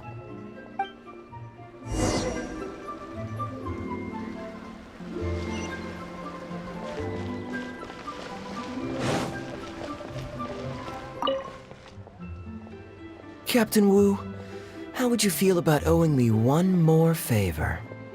I'm sorry, Captain Kaeya? Let's say, hypothetically speaking, I found a way to recover your Mora that would leave the man who defrauded you feeling angry and frustrated, but give him no way to get back at you. If it could be done, and the only cost was owing me yet another favor, what would you say? What exactly are you getting at? The Traveler here is adamant that you should ask me for another favor. Personally, I blame the storyteller. After hearing the inspiring tale of Bravebeard, he's all gung-ho about playing hero and righting this injustice once and for all. Captain Kaeya, young man, I thank you. I will humbly accept your kindness. All right. Now here's what I'm thinking.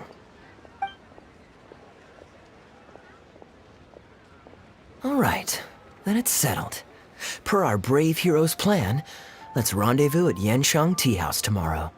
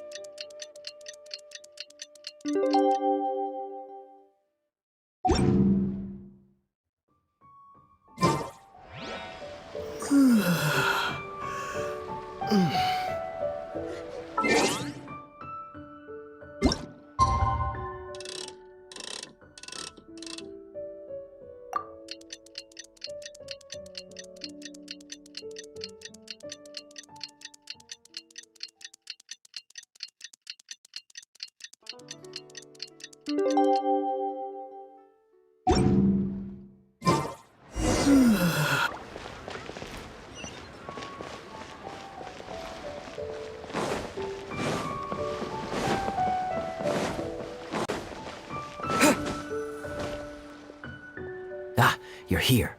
Good. I'll head upstairs first, and you join me in a bit. You've got nothing to worry about. As long as this lucky coin's in my hands, it'll do as it's told. Before I toss the coin, I'll get our guy to bet heads or tails. Then it's your turn to bet. Now remember, if I touch my chin, you bet heads. If I touch my forehead, you go for tails.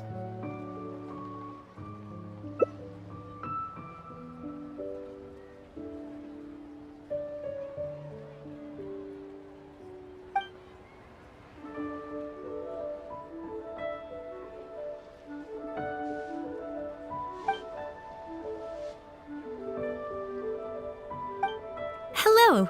Are you waiting for someone? As long as you follow the rules of the tea house, you're welcome here. Please be our guest.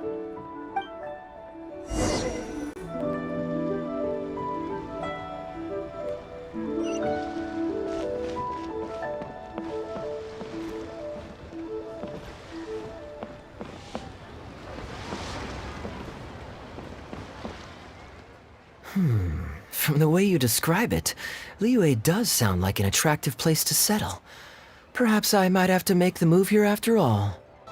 All that awaits me back in Mondstadt is a horde of insufferable sycophants. Truly tedious. The reason I left home in the first place was because I was reluctant to simply live off of my inheritance. I understand. For one as ambitious as yourself, Mr. Rich, living off of the family fortune must feel like the dullest existence in the world.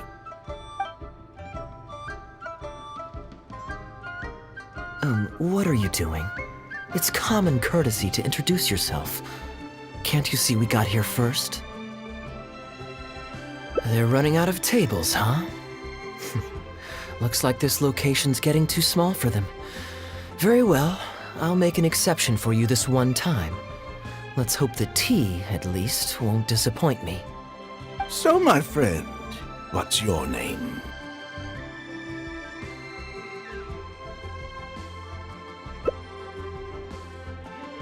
Here is the tea that you ordered. Please enjoy. Ugh, this tea is...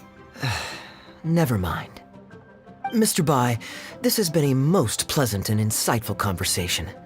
I consider it good fortune that I encountered such a refined gentleman as yourself so far from home. Please allow me to pay for the tea. Yes, good fortune indeed.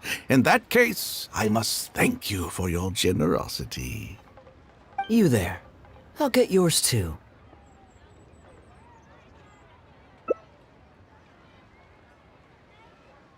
Oh, you can't tell? My family's lived in Mondstadt for generations. I got bored sitting around at home and decided to set off on a journey to expand my horizons. The sights of Liyue Harbor are rather spectacular. I've half a mind to buy a waterfront property here so I can come vacationing every year. That would be quite nice. If the family would spare me a little loose change, I could even invest in an antique shop or two so I have something to do during the day. Flaunting? Come on, we're talking 20, 30 million tops, surely. Isn't that just pocket change? Mr. Rich, just to clarify, that's quite a large sum of mora as far as the common man is concerned. It's understandable that our friend over here feels out of his league. The name's Albert. Surname Rich. But only the servants in the house address me as Mr. Rich. Now that we're so well acquainted, Mr. Bai, please just call me Albert. Albert does have a nice ring to it. It is my honor to become friends with someone of your... caliber. You flatter me. What say you to acting as my guide during my time in Liyue? I'll pay you handsomely, of course. Naturally, board and lodging would be included. And I could pay you in the region of 50,000 mora per day? No need, my good friend. I shan't be so vulgar as to take your mora. We're both men of character.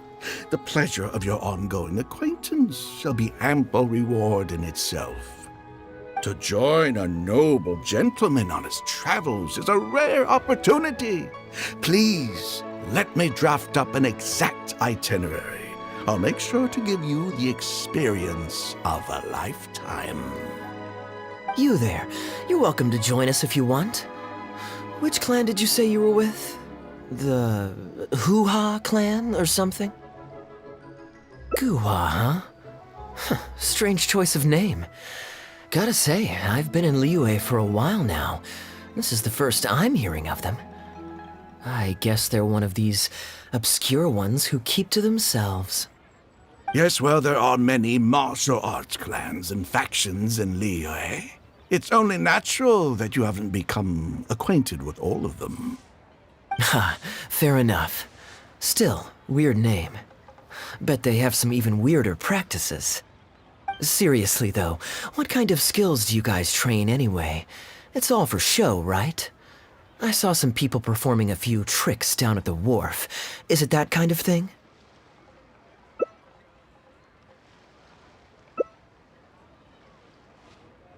I already told the server to put it on my tab. Don't bother getting her to split the bill. It'll only complicate things. Young man, there's no need to take things so seriously. Why don't you loosen up and enjoy the free drink? Are you trying to make a point by throwing my generosity back in my face? All right then. What if I say your bill is mine and don't let you pay? Please, my friends, let's not get so worked up. Yinchang Tea House is no venue for a duel.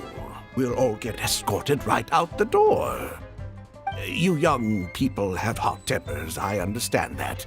But there's no need to come to blows over a few words taken to heart when there are far more diplomatic ways to resolve the dispute. Did I hear that right? So you'll only pay for yourself if you win, but I'll get the check for the three of us if you lose. It's not that I care about the Mora. After all, I offered to pay for everyone's drinks in the first place. No, what I find truly absurd is your refusal to play fair. I demand that you also pay for three if you win.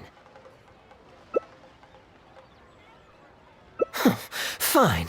You can have your apology if you win, but on one condition.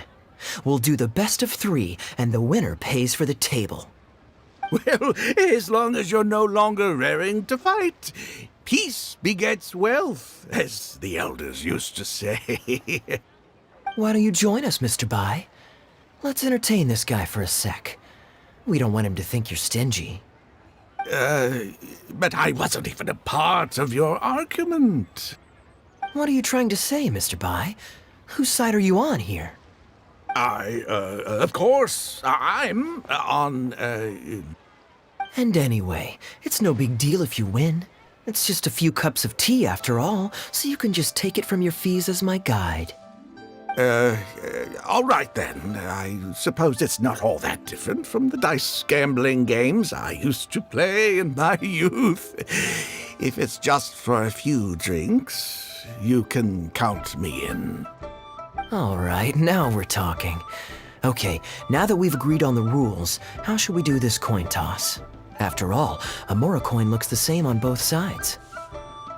Well, that should be simple enough. Here, I'll take this coin and ask the counter to draw a line on one side. You two can wait for me.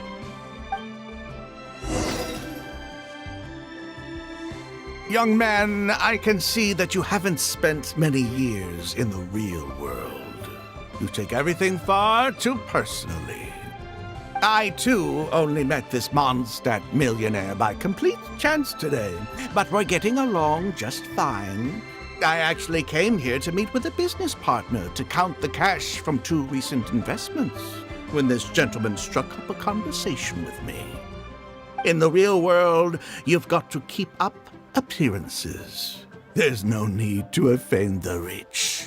After all, if you keep them happy, you can probably make some more off of them, too. You young people are much too impulsive.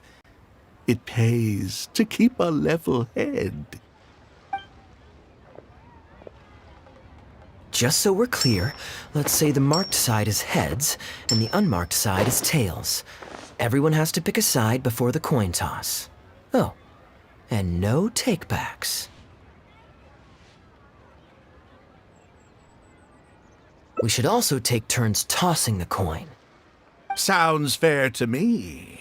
Why don't you do the first toss, Albert? All right, then, I'll start us off. Here we... Oh, wait. I nearly forgot to collect everyone's bets. Mr. Bai, heads or tails? I suppose the choice is arbitrary since it's a 50-50 chance. I'll go with tails. Let me think. I'll also go with tails. What about you?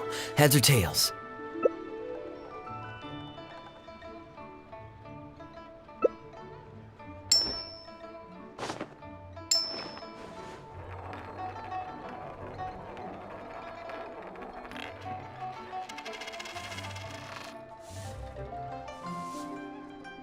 Oh, darn, I won. Lucky me, I guess. I won as well. Guess there might be a formal apology in the cards after all. I have a suggestion. If one of us loses twice in a row, they should get knocked out while the other two carry on playing to decide the winner. Otherwise, with 3 of us playing, it'll start to get difficult to keep track of who's won the most times. I flipped the coin last time, so why don't you go next? I don't want you blaming my coin-tossing skills if you guess wrong this turn. Here. Now just wait a second, my dear friends. Please let me do the second toss. Oh? Anxious to take your turn, Mr. Bai? You are both young, and I've already seen your short tempers for myself. If Albert loses this round and this young man wins, you'll be tied. And before you know it, you'll be at each other's throats again. Well, that's not my only consideration, either. You two may be too young to know this, but I've been around the block a few times. What's to say this isn't a trick coin, In dice games, people use all sorts of methods to rig the game. Some even fit the dice with mechanisms that give them whichever result they want. If Albert wins the next round and you, young man, lose for the second time in a row, then the third round will just be a tiebreaker between him and me, and you won't get your apology to the Guhua clan. If that happens, only for you to then find out that the coin was rigged all along, you're sure to accuse me of working with Albert to scam you while mocking the Guhua clan. I can only imagine the kind of vengeful warpath that would put you on. A purely hypothetical scenario, of course, but one that I'm bringing up now to avoid any misunderstanding further down the road. Go on. Give me the coin. I'll show you how to check if it's been rigged. Very diligent of you indeed, Mr. Bai. Looks like I chose the right person to be my guide. Here, take it. A rigged coin will always be a little heavier than a normal coin, you see. Yeah, this one seems perfectly normal to me, however. But don't take it from me. Why don't you test it for yourself? What's your bet this time, Mr. Bai? I'll stick with tails. Tails, huh? Well, you seem to have a feel for this, so I guess I'll match your bet again this round. Tails it is. And you?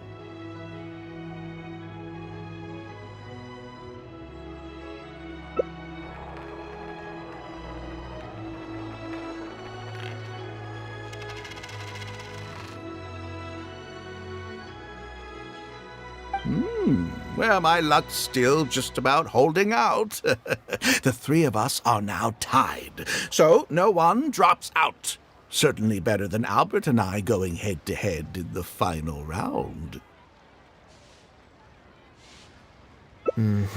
Well, here you go. What'll it be, Mr. Bai? It's a tough decision this time. That's what makes it fun, isn't it? Anyway, there's no need to stress. What's the cost of a few cups of tea compared to 50,000 I'll be paying you every day? You make a good point. All right, I'll take heads. Okay, and now it's my turn to guess. Not that the outcome matters either way to me. I won't even notice the Mora's gone. Whatever. I'll take tails.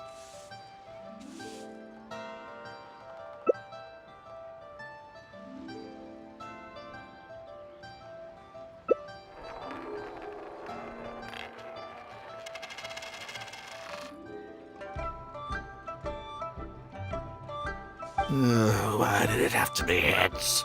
This whole thing started because you two got into a spat, and now I'm the one that has to foot the bill. What say you to another round? Sure, why not? I'm having fun.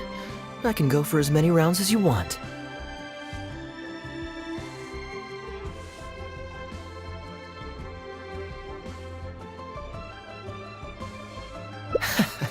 What a miserly person. Do as you please.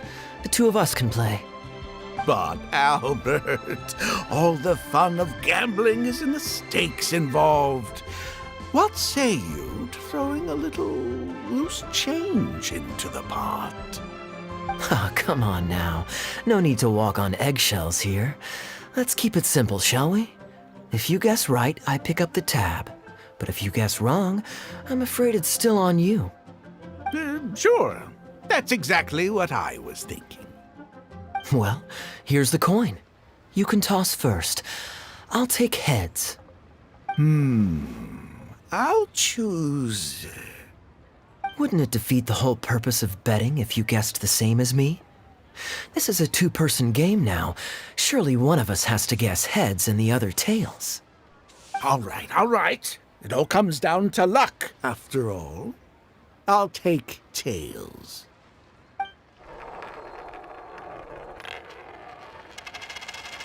Ooh, looks like Rex Lapis has smiled upon me today after all.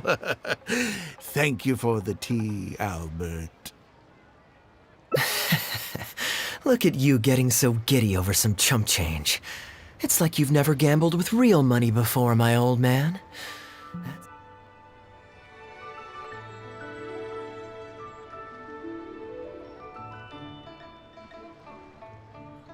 Well, in that case, would you care for another game? Sure. And let's up the stakes a little this time. Shall we say 50,000? Oh, maybe that's a little on the high side. What, 50,000? But that's just a single day's guide pay for you. All right. I'll bet tails. Great, then I'll bet heads. No takebacks. Heads. Tails.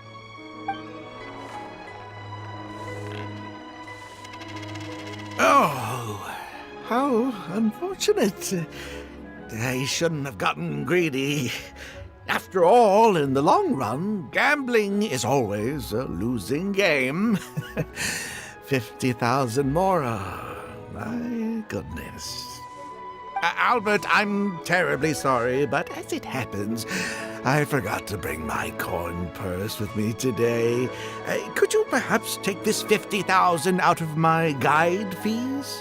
Call it an advance payment. That would make us even. Advance payment? Sorry, I'm afraid that's not my style. It'll have to be cash. This day just getting better and better. Well, so be it. 50,000. Let me see what cash I have on me. Just 50,000? That's not what we agreed on. Huh? What are you talking about? I think you'll find that our bet was for 50,000. No, it wasn't. The amount was 1 million. 1 million? Are you insane? Come on now, Albert. Be serious. 1 million here and 1 million there might be all fun and games to you rich types, but to ordinary folk like myself, this is no laughing matter. I'm being perfectly serious. I know what I said, and what I said was 1 million mora. You're lying through your teeth.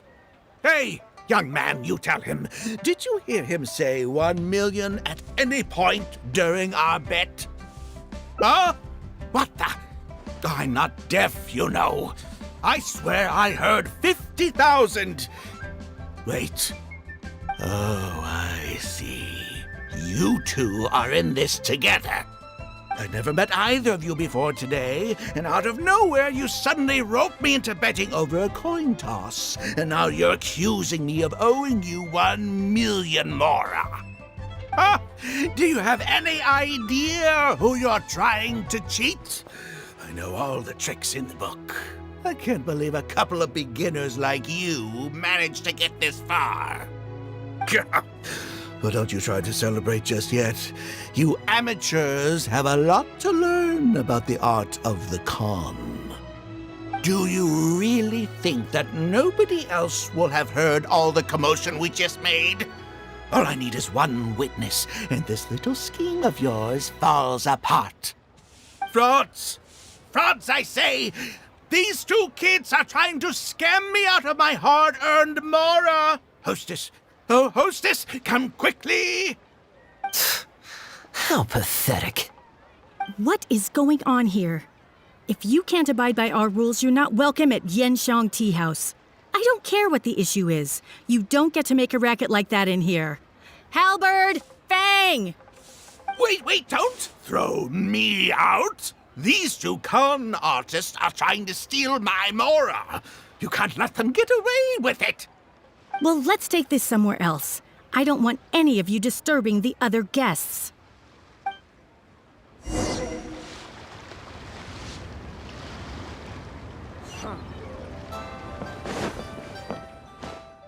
Okay, you two. Care to explain yourselves? Gladly. He's making up completely spurious claims. We were betting mora over a few coin tosses, and now he wants to back out. In the land of contracts, of all places. He won 250,000 from me, then another 800,000 from the both of us.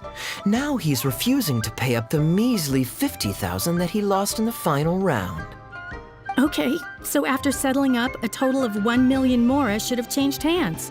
Sounds plausible enough. It's a complete pack of lies! Hostess, if you don't believe me, ask anyone else in the tea house. These kids were so loud, I guarantee you everybody in that room knows the true story. Sorry to interrupt you all, but you're witnesses to the situation here. Is what Mr. Bai says true? Oh, thank goodness you're finally here. What took you so long? That old guy's been bragging about the mora he's won so loudly, I'm surprised the whole street didn't hear him. I was about to report him to the Ministry of Civil Affairs. Leave me out of this. I want nothing to do with gamblers and scammers. Please, just bring me my check. Our new owner laid down the law not too long ago. We turn a blind eye towards casual games of dice, but there is zero tolerance for any explicit gambling with real mora. Return any winnings to the party you took them from, and we'll say that none of this ever happened. Otherwise, I'll have to bring in the Millilith, and I can assure you that they take a more hard line on this kind of thing than we do. Why should I have to give them any mora? I don't have any mora on me. Oh, but I think you do. 2 investments, was it?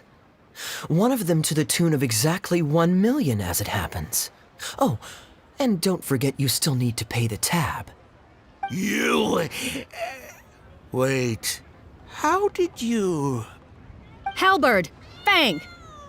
There's a gentleman here that I'd really like you to meet. Please don't. I'll pay, all right? This was never your mora to begin with. We'll be returning it to its rightful owner now.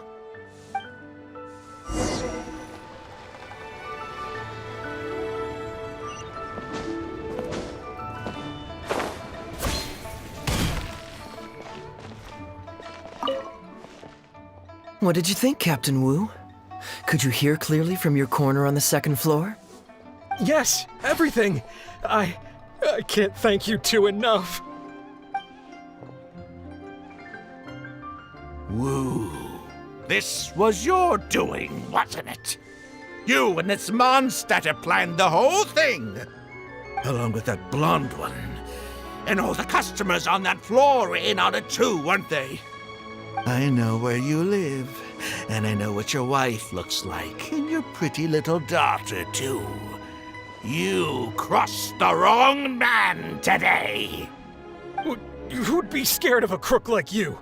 I'll take you on any day of the week. Well, let's see how long that false bravado of yours will last. Oh, look at that. He figured it out. Guess he's not as dumb as we thought. Don't you two get cocky either. Just you wait. I will hunt you down. My apologies for having to leave this question until you'd vacated the premises, but I couldn't have things escalate inside the tea house. I hope you can understand our position.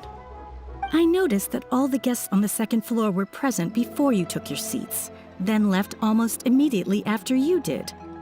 Would I be correct in saying you were looking to set this man up? Wait, so you saw through it right away? Under normal circumstances, we would never tolerate a scheme like this taking place on our grounds, as it risks damaging our owner's reputation. However, I understand that our owner holds the traveler in high regard and must have good reasons for their actions. Still, I would appreciate an explanation, if only so that I can answer to the owner. Ah, as I thought. When you're operating on someone else's turf, you run the risk of clashing with the master of the house. Thankfully, we considered that possibility before going ahead with our plan. Over to you, brave hero.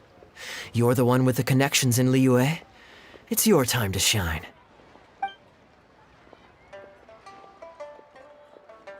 Okay, I understand the situation now. It goes without saying that I have no wish to stand in the way of your chivalrous deeds. I'll report everything you told me to our owner. Well, Captain Wu, remember what I promised you? What do you think? Angry and frustrated enough for you? Excuse me, coming through. Is this the Mr. Bai you reported to us? Yes, that's him all right. The one who scammed Captain Wu. Wait! Where's your evidence, And Wu, you've already recovered your Mora. I don't deserve to be punished twice for the same crime. You can't talk your way out of this one.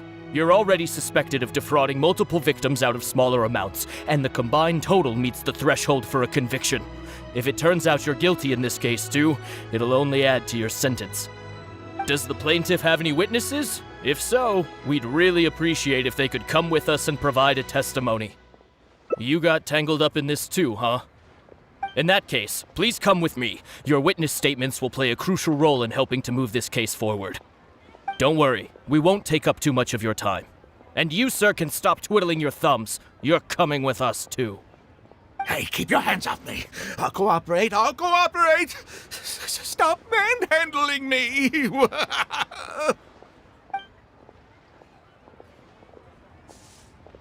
Thank you so much, the both of you. I really don't know how I could ever begin to repay you. Well, I have an idea. We originally came here to do some sightseeing. Anywhere you'd recommend we go before the end of our trip? Let me think. Now, where would I want to go? Hey, are either of you interested in a fishing trip? Sounds fun to me. Let's go. Try your luck betting on Jade?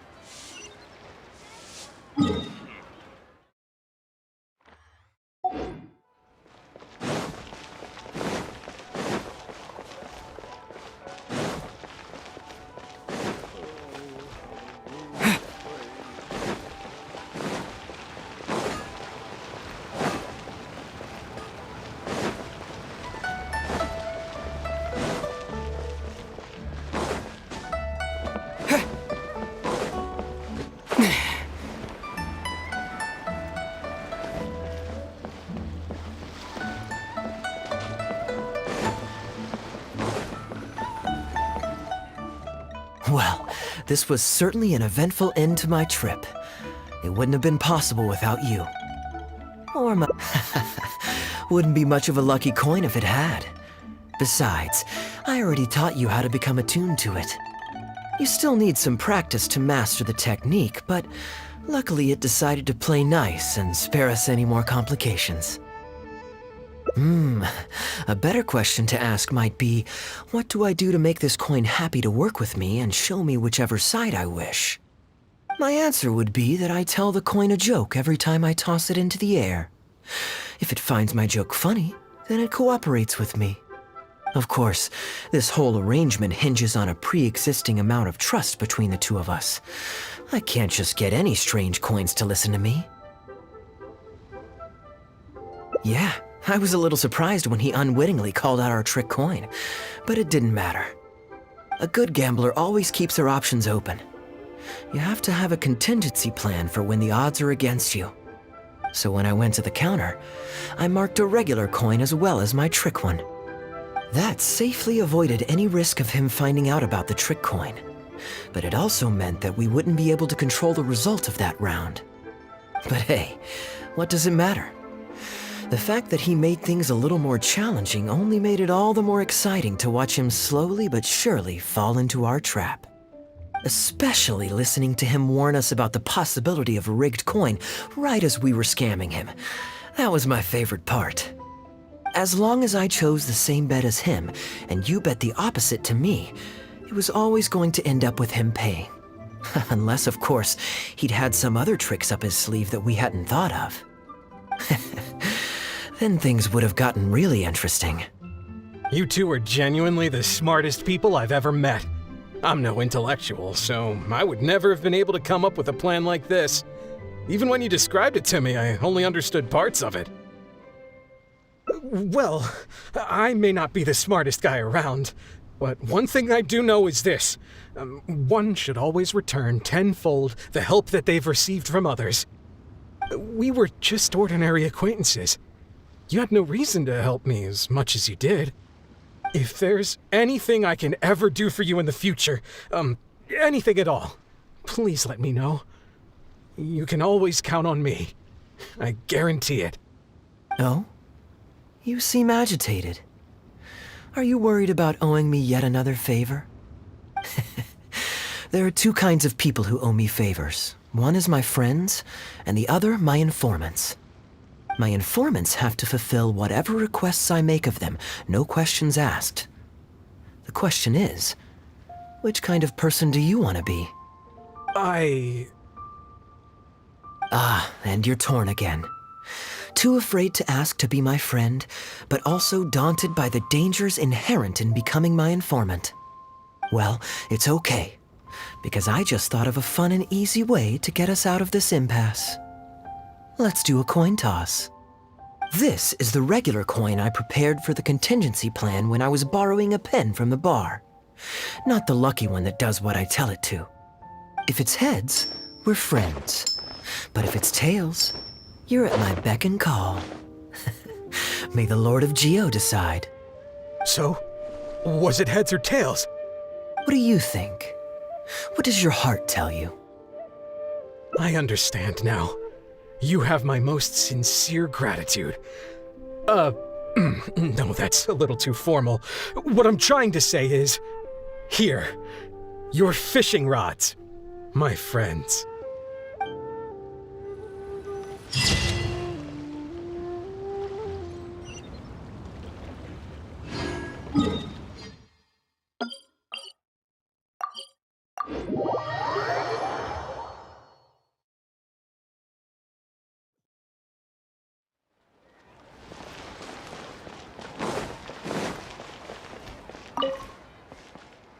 What did you think, Captain Wu?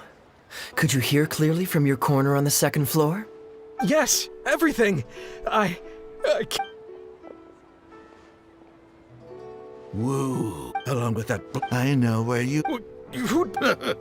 Oh, look at... Don't you two... My apologies. I noticed that all... Would I be correct in... Wait, so you... Under normal However, I... Over to you, Brave. Okay. I understand. Well, Captain Wu, remember what I promised you? Excuse me, coming through. Yes, that's him. Wait. You can't talk your... Does the plaintiff have any witnesses? You got tangled. In that case, please, don't worry. We will... Hey, keep your hands up.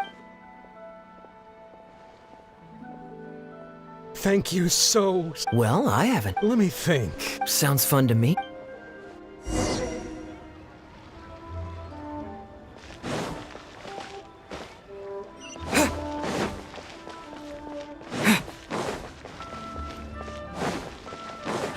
Adventurer!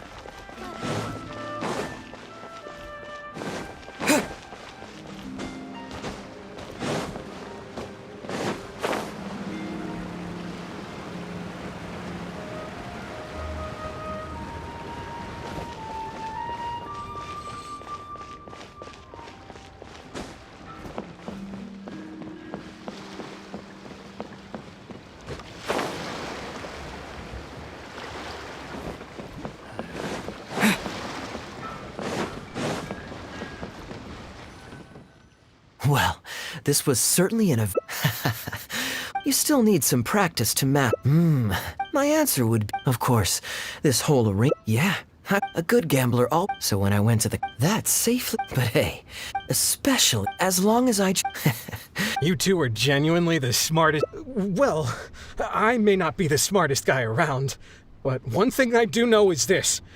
One should always return tenfold the help that they've received from others. We were just ordinary acquaintances. If there's anything I can... No? My informants have to... and you're Well, it's okay. This is the regular coin I prepared for If it's heads, we're friends. But if it's tails, you're at my beck and call. May the Lord of Geo decide. So, was it heads or tails? What do you think? What does your heart tell you? I understand now. You...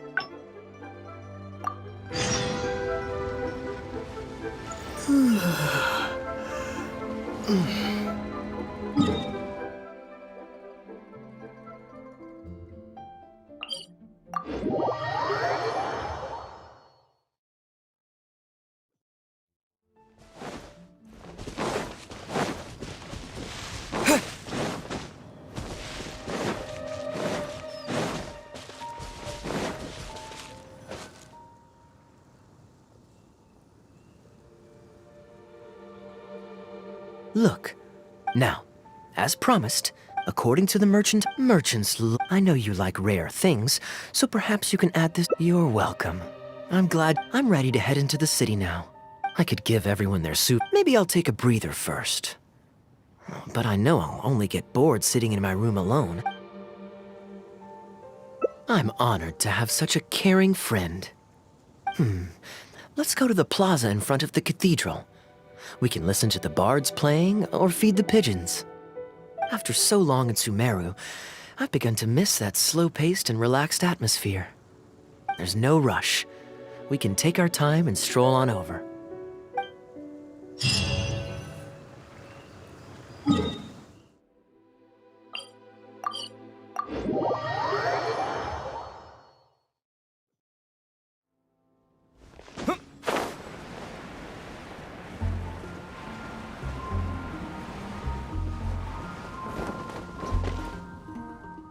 Port Ormos is always lively, even late into the night. People there go to bed much later than I imagined. Quite a stark contrast with Mondstadt.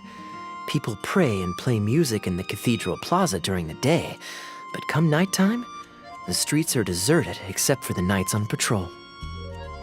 Good question. Life in Sumeru is never dull. Last time I was out drinking on the street at night, some passing mercenaries invited me to dance. Although, I did learn later that that kind of thing is highly unusual even there. They must have been in a very good mood that night. They taught me a lot of songs that they usually sing during feasts. It really was a fun night. But be that as it may, I think I'm more suited to the free and easy...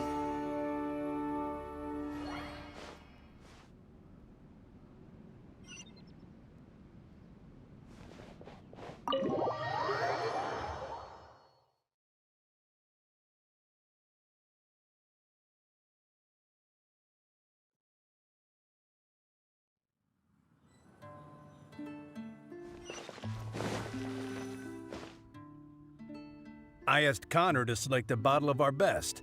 He'll bring it by shortly. You asked Connor? He hasn't seen you in a while. He's just happy to be able to do this for you. Considerate as ever. Ah, Elzer, I also brought you a gift. Here, this belt buckle's for you. Such artistry. Thank you very much indeed.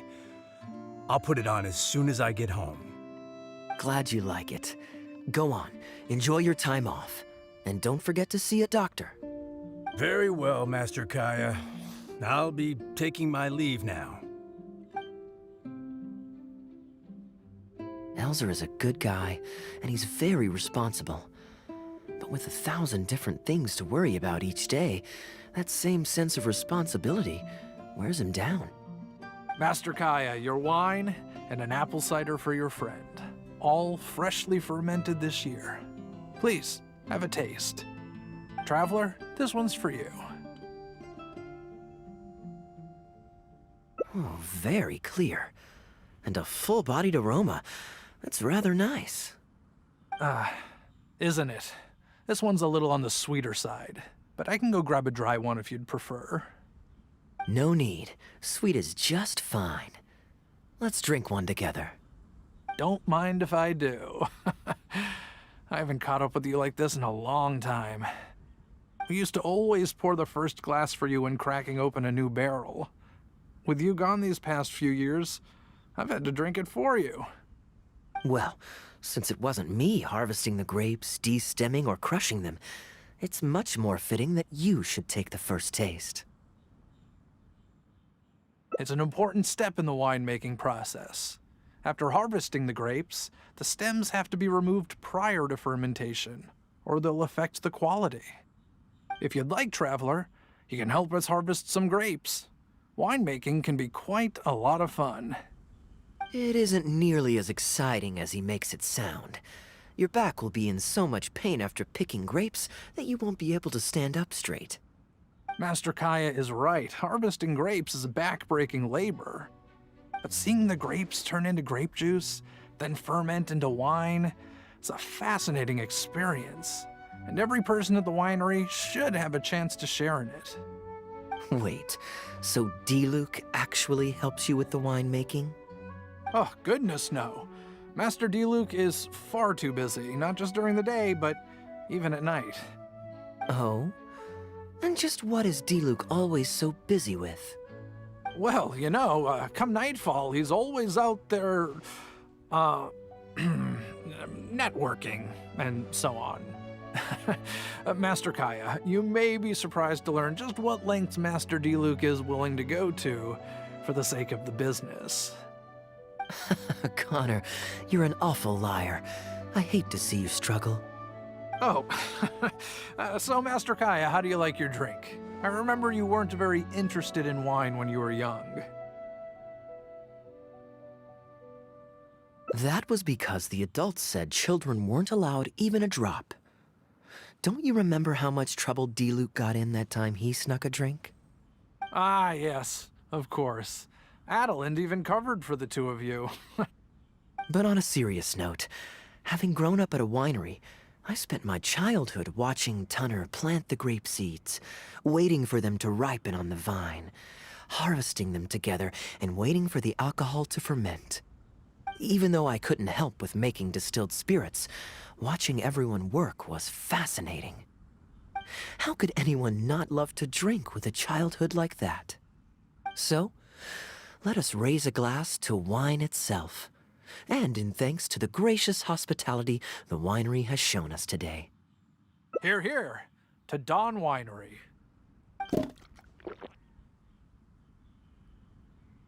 Speaking of wine, Connor, I have a gift for you. It's a decanter set from Sumeru. I get a present too? Thank you, Master Kaeya. Time really does fly. I still remember the days when everyone was giving you gifts at your birthday parties when you were young. Now I have wrinkles and Tunner's bent double, while Master Kaeya is the cavalry captain of the Knights of Favonius. How is Tunner holding up? He's still tough, but getting on in years, so some things just aren't as easy as they were. But he's used to doing things his way and doesn't trust new employees to do it for him.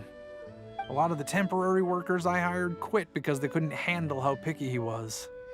Master Kaeya, if you have time, why not go talk to him about it? You're probably the only person he'll listen to besides Master Diluc. I definitely owe him a visit.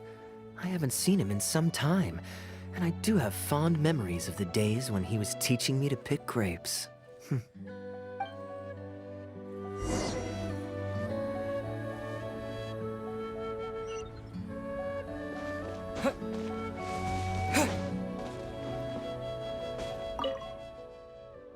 Busy day today, Tunner? Oh, Master Kaeya, you're back. No, I'm not at all busy. I just spend my hours watching the grapes growing on the vine. They're growing wonderfully this year. A few rows are almost ripe. We've already begun harvesting them these past few days, so that'll keep me occupied. Sit. After we're done picking, I'll bring a few bunches over for you to try.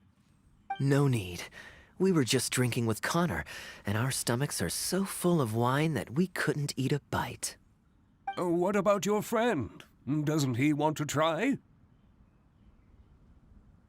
Allow me to introduce the honorary knight of the Knights of Favonius.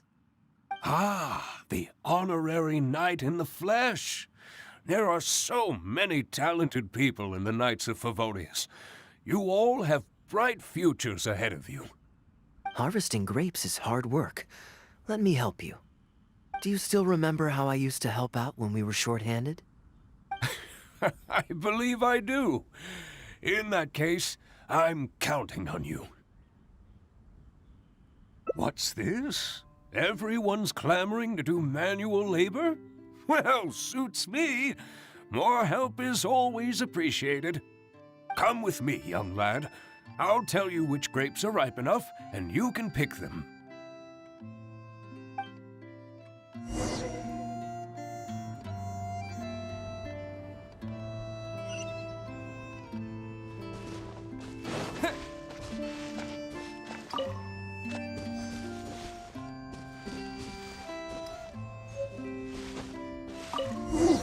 You have nimble hands, lad. Master Kaeya wasn't nearly so careful when he was young. He mangled so many his first time. What a waste. Fortunately, the young master has a good head on his shoulders. Didn't take long for him to get up to speed. And now he's turned into such an outstanding young man, polite and kind. If I had a son as exceptional as Kaeya, oh, I would be the happiest man in Mondstadt.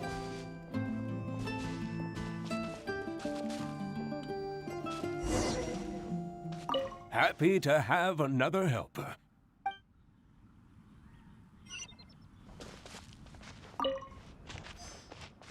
There's a few more rows of grapes up ahead. Let's finish picking them together. Careful not to damage the grapes when you pinch the stem.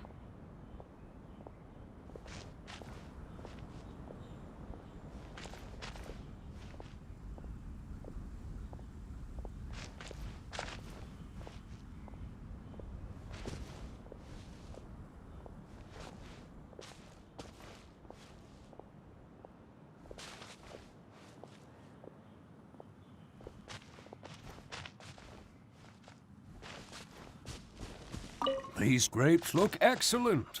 You're a fast learner.